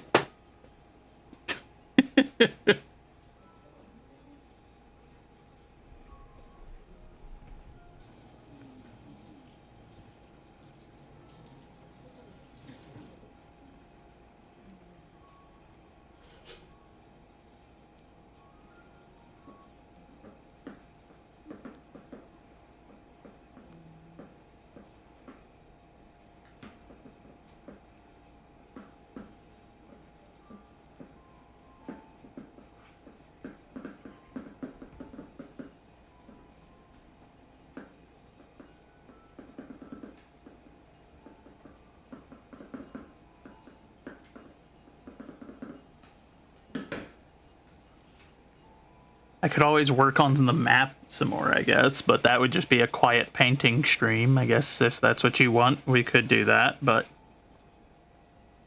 there's not a whole lot I can do in terms of designing my end of the campaign on stream.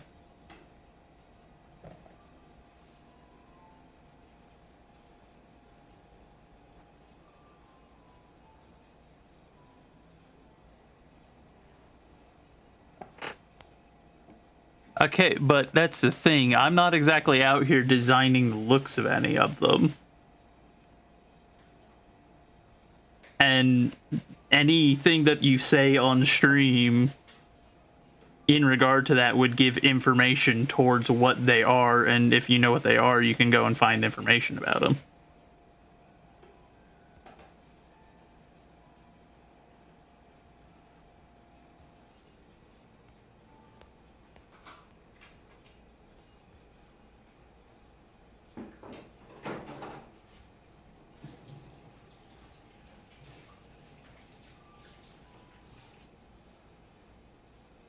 Like, I get what you're trying to go for, dude, but there's not a whole lot I can do for the campaign designing on stream. Just the inherent need to keep information quiet, especially because mine's more a mystery campaign, so I'm not so much worried about designing hordes of foes for you to fight or anything.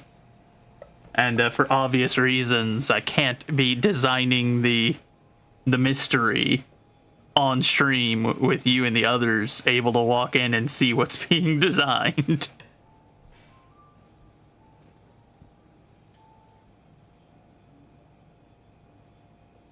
I know you two are getting very much into D&D, but that doesn't mean I can make everything D&D, unfortunately.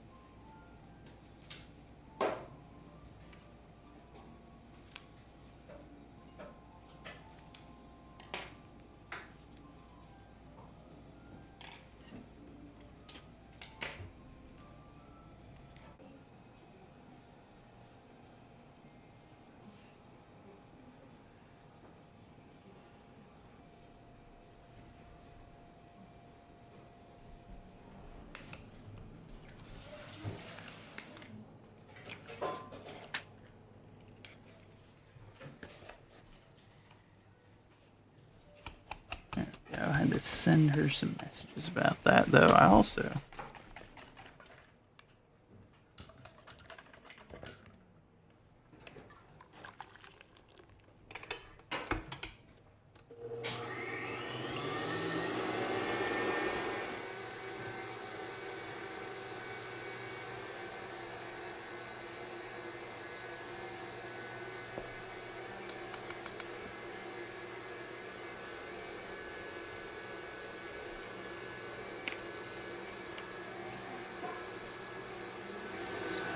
There we go. Sorry, I had to... having to have some conversations on the side as well, so I'm over here trying to multitask. But we're getting there.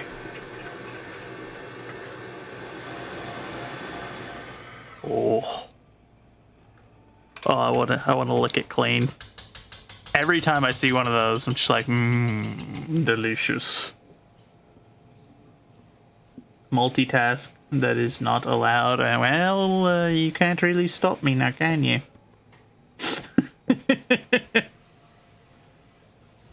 I hear your complaints. It changes nothing, but you know. At least you know you are heard.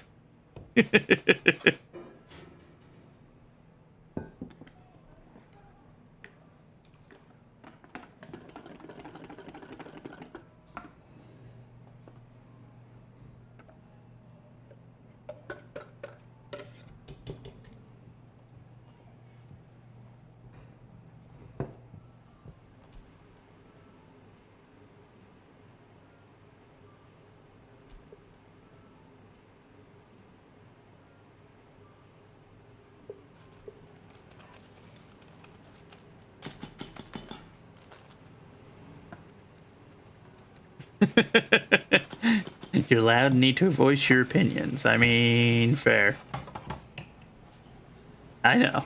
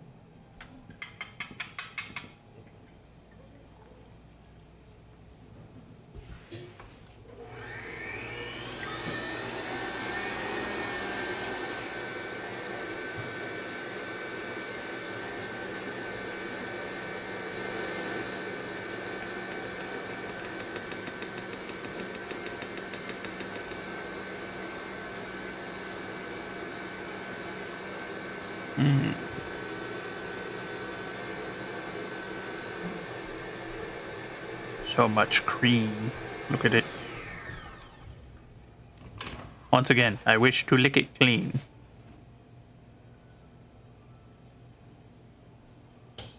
Yeah, I could never work in a bakery. As much as I want to, if I work in a bakery, I will become significantly fatter than I already am. I'll end up looking like the merchant. Just never moving. I'm always sitting in the room just like, yes, this is my home now.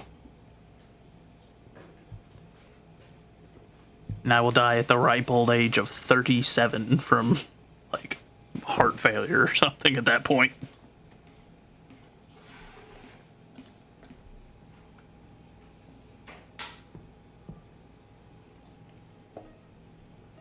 Oh dear, soldier.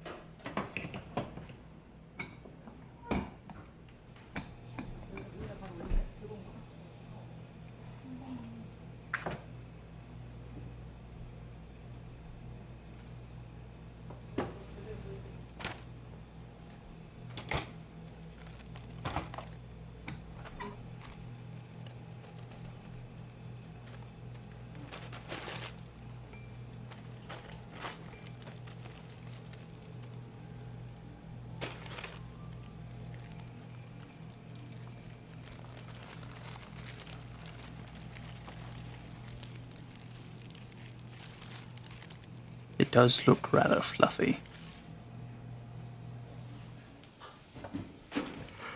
Oh no. They had Mickey Mouse gloves. This whole video is going to be claimed by Disney. A stretch? Oh dear. Alright.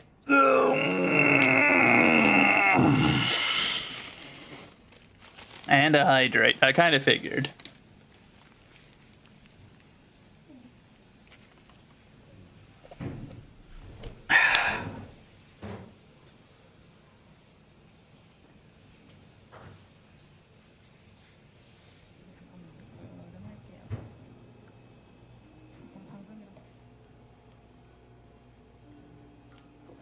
Okay, so once we get to there, we'll stop the video, and at that point, we will decide what we want to carry on with. At that point, we will figure out if we want to keep watching videos, if we want to go play a game, or if we want to go raid one of our fellow Christian streamers and have it be a shorter stream today, which, going forward, will probably become a bit of a norm, sadly. I no longer, starting this next month, I will no longer have unlimited data from my internet, so we will need to ration our internet usage a little bit. So there may not be as long as streams, and some streams may have to get cancelled towards the end of the month if we use too much of our data, but of course, next month we also will be spending 2 weeks watching Pawpaw's Place, so during that, our streams are going to be a little bit more ad hoc. I won't have all of my equipment as per usual. I'll try to take what I can out there and get set up to continue streaming for those 2 weeks, but, you know, expect things to be a little different.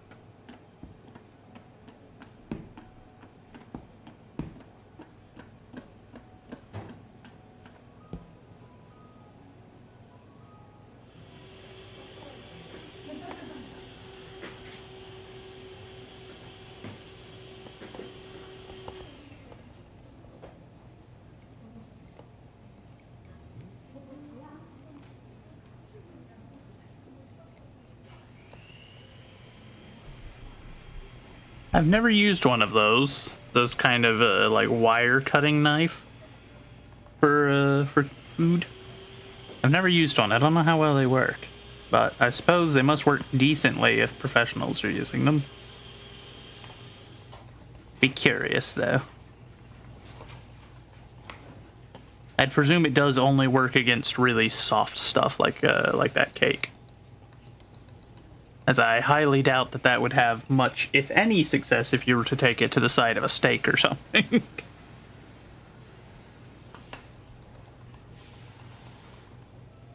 Works with cheese, too. I guess I could see that. Cheese is dense, but it's dense in the kind of way where you can still press through it. And it's not, you know, it's not resilient in the same way that like meat would be, you know? So I could see that.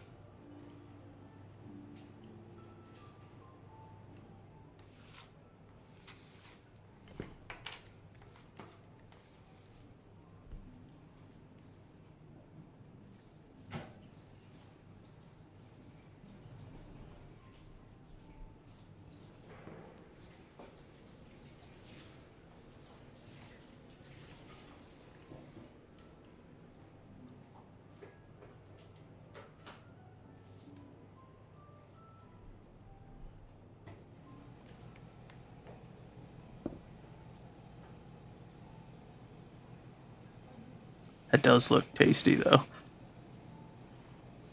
Goodness gracious. They're still at, like, the earliest stage, and I'm still over here just like, I'd eat just that. Just the bit of cake with some butter on top of it. I'd eat it. Let alone start putting cream and whatnot on it. Oh, all the frosting. Good lord. This is why I'm a fat man.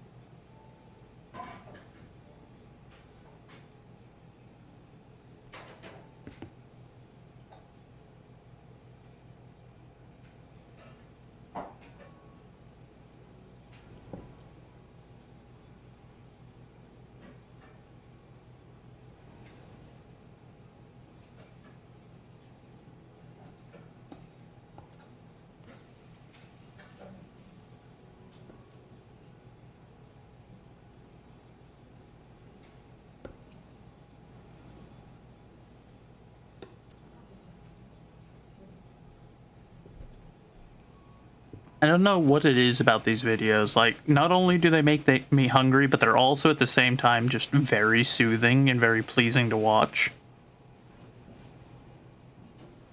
Like, you could fall asleep to these, which is weird because it's not something I would normally associate with a cooking video. But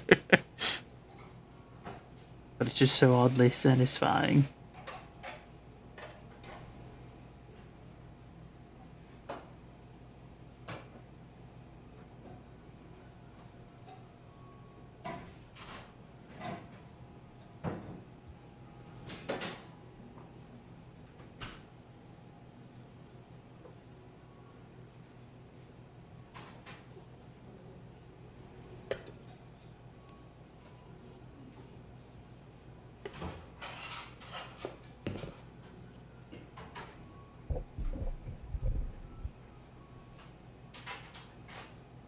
I must have been messing with the microphone there. I was like, what the heck was that?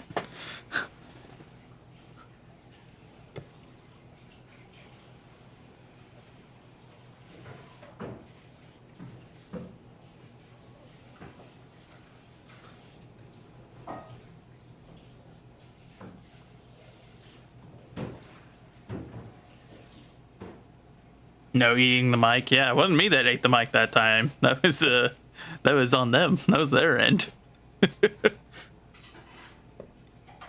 I guess even the guy that was recording the video was getting hungry. He got so hungry he tried to eat the microphone.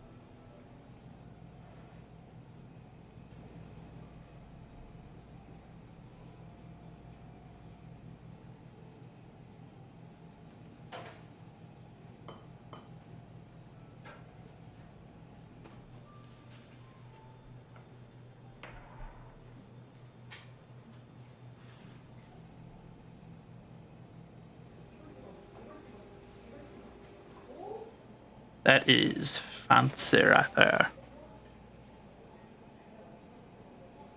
Ooh. Ooh. Oh my god, it looks so tasty.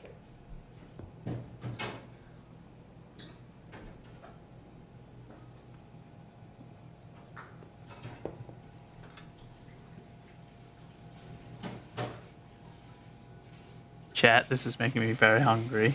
Critter, thank you for the lurk, my friend.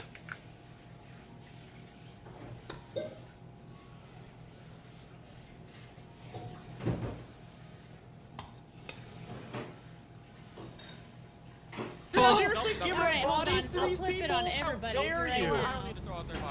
Too late, soldier. Look at the cute little puppy. I want to poop a snoot.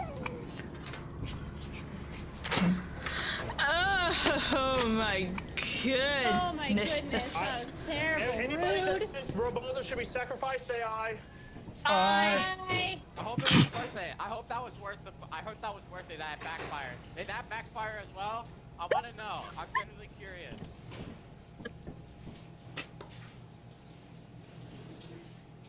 There's a thing down there. Oh yeah, I don't like those things. Of course, Fazbear. Well, I guess we're getting double the critter clicks since Soldier also did the shout out. There's another one somewhere.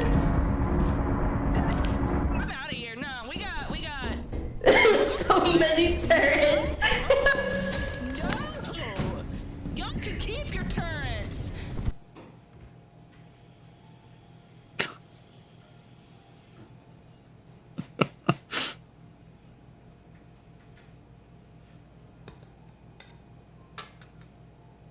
Oh, goodness gracious. Wait, and hold on. I just realized. Soldier, you've been shouting other people out, but... For giggles, let me get right back in.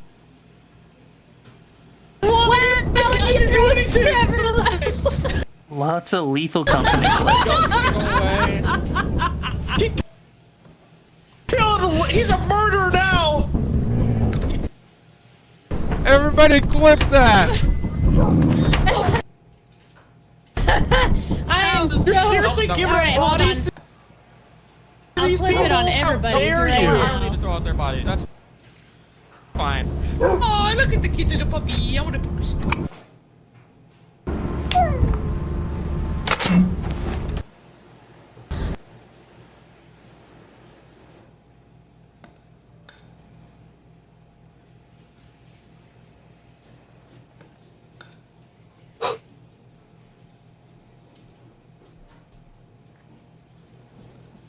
And I've clearly mentioned it too many times recently. I can't get, now that I'm hungry, I can't get sushi out of my head.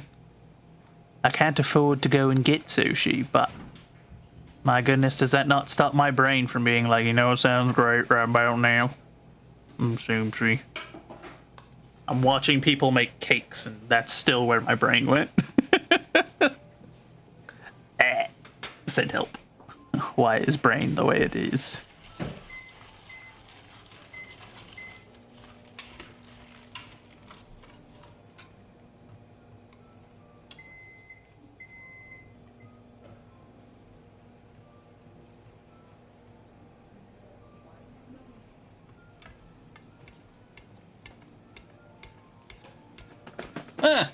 Yeah, sure, soldier.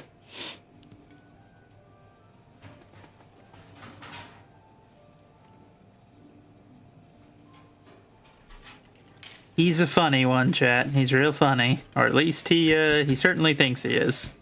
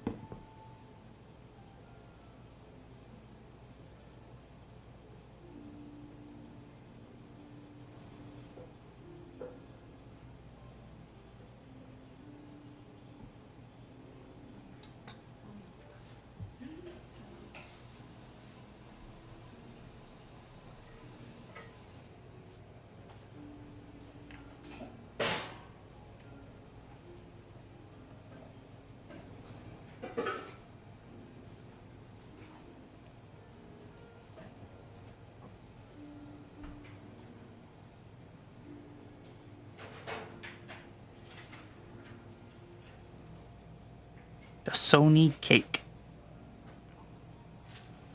So far, all of the Dasani cakes have been quite appealing looking. Ugh. Alright though, chat. Now, once they finish that cut and reveal, oh, look at that. Oh my god. Oh, good Lord almighty, look at it. Looks delicious. That, however, is the end of that particular collection. So, I have a choice to make, chat. Do we go and raid one of our fellow Christians? Do we continue on with these videos? Or do we go and play some games? Let me...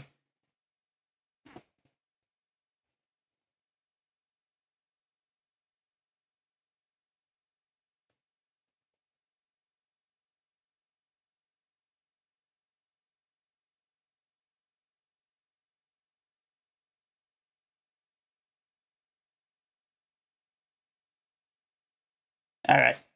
We got a poll going for the next 5 minutes. Get your votes in. Let me know what you want to do.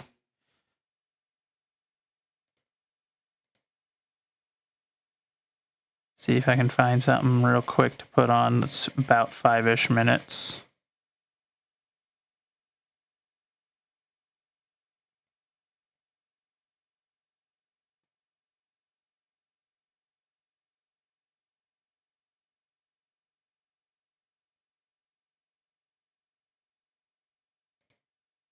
Well, hey there, folks, and welcome back. I guess Pizza Hut made a cheeseburger. Sort of.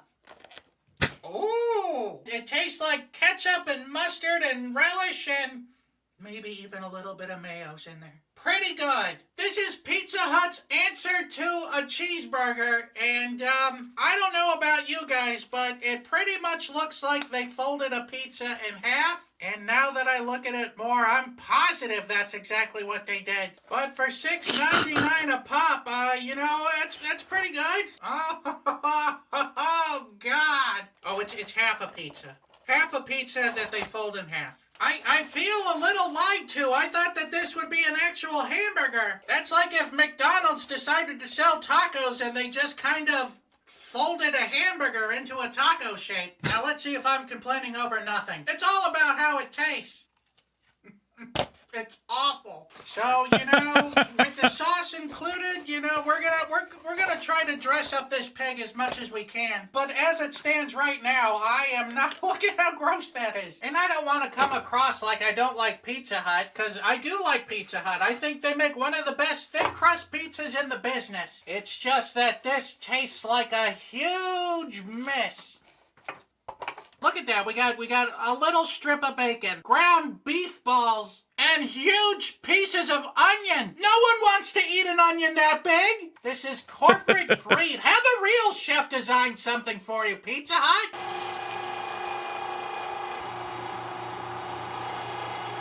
All right, that is one bready sausage. You know what I'm talking about? That's a lot of bread is what I'm trying to say. Don't worry, this Lazarus potion is gonna cure us. You know, I really don't know if that's enough Lazarus elixir. How did that make it through? But it's all right now. In fact, it's a sausage. And I've been reading the comments saying that I complain too much. Well, I got news for you. You all don't complain nearly enough. Have you thought maybe I'm complaining the correct amount and you're not complaining enough? Well, maybe if we sit here and do nothing, everything will change for the better. Wrong! Complaining is the only way things will get done. All right, we've got 2 votes so far. You're We've all got 1 for sitting out game, this 1 fight. for raid. It's time to get off the bench and get your head in the game. You're almost Otherwise, out of we're just gonna time. get more pizza melts that nobody wants to eat. Okay, in 3, 2, 1, let's. We're gonna turn him down slightly. Oh, we got 2 for raid now. 2 for raid, 1 for game. I didn't use enough casing. That's like 27 inches. With special thanks to today's Matchbox Hello Like 27 inches, huh? This guy. You even made me the fatter Mario brother. Also, that's like $58 in black ink. This Will It Blow is brought to you by HelloFresh. Hey there, Mr. and Mrs. I don't know what to eat for dinner tonight. What are you gonna have for dinner tonight? Well, if you were to hitch your wagon to HelloFresh, you could be deciding over 45 recipes every single week and get those dinners planned out ahead of time. This is HelloFresh's biggest menu yet. These aren't meals that kinda sorta taste good. These are restaurant quality meals made at home by you without the high cost of takeout. Plus, HelloFresh's new Ready in 20 recipes are on the table in, you guessed it, 20 minutes. That's even faster than delivery. And HelloFresh is gonna bring you these meals and recipes right to your door. Just choose your meals and select a delivery date. When you sign up today, you'll unlock free appetizers for life. Satisfy your sweet tooth with a decadent dessert of your choice in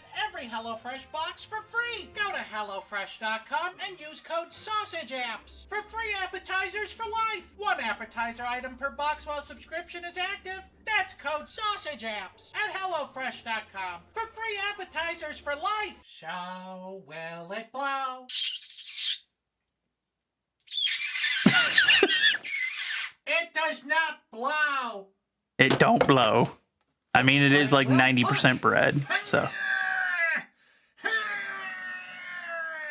So I'm gonna have to give that Will It Blow? Now imagine what it's like if you're trying to force that one through. Okay, here we go. Oh god. Yeah, so we'll finish this video. Raid has won, so we shall go and find a fellow Christian to raid. Alright, let's open it up and see how we did. It looks so flavorless. Okay, here we go. It does look pretty bad. Well, it tastes not bad. It's a solid not bad. You can't taste any of the ground beef. You can't taste any of the cheese. You can't taste the onions. It tastes mostly like bread and some of that sweet, sweet elixir. Texture's kind of like stiff mashed potatoes. I would even go ahead and say it's just a little bit better than cat food sausage. So I'm gonna have to give the Pizza Hut money grab a 3.5 out of 5. Bop, bop, bop, bop, bop. Alright, chat. Well, that ends that for today for us. I appreciate you all coming and hanging out. I hope that you're off to a good start with your week. And I hope that it gets even better.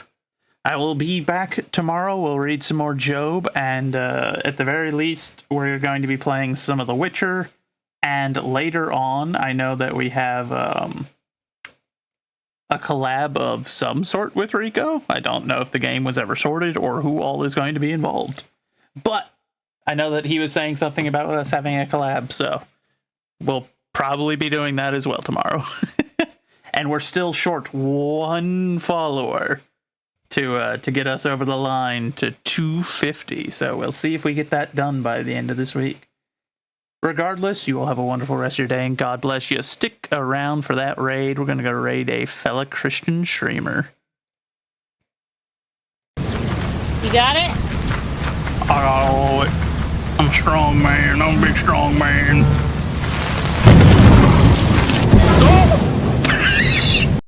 You ain't that strong. I was strong enough. I just, got annihilated. I'm a big strong man. Yeah. Strength got nothing to do with surviving a lightning strike. Right.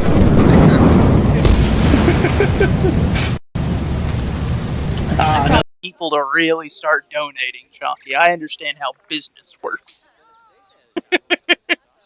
How do you get the donations for the capybara? But you see, I just threatened to... Yeah, that. I threatened to that. The cap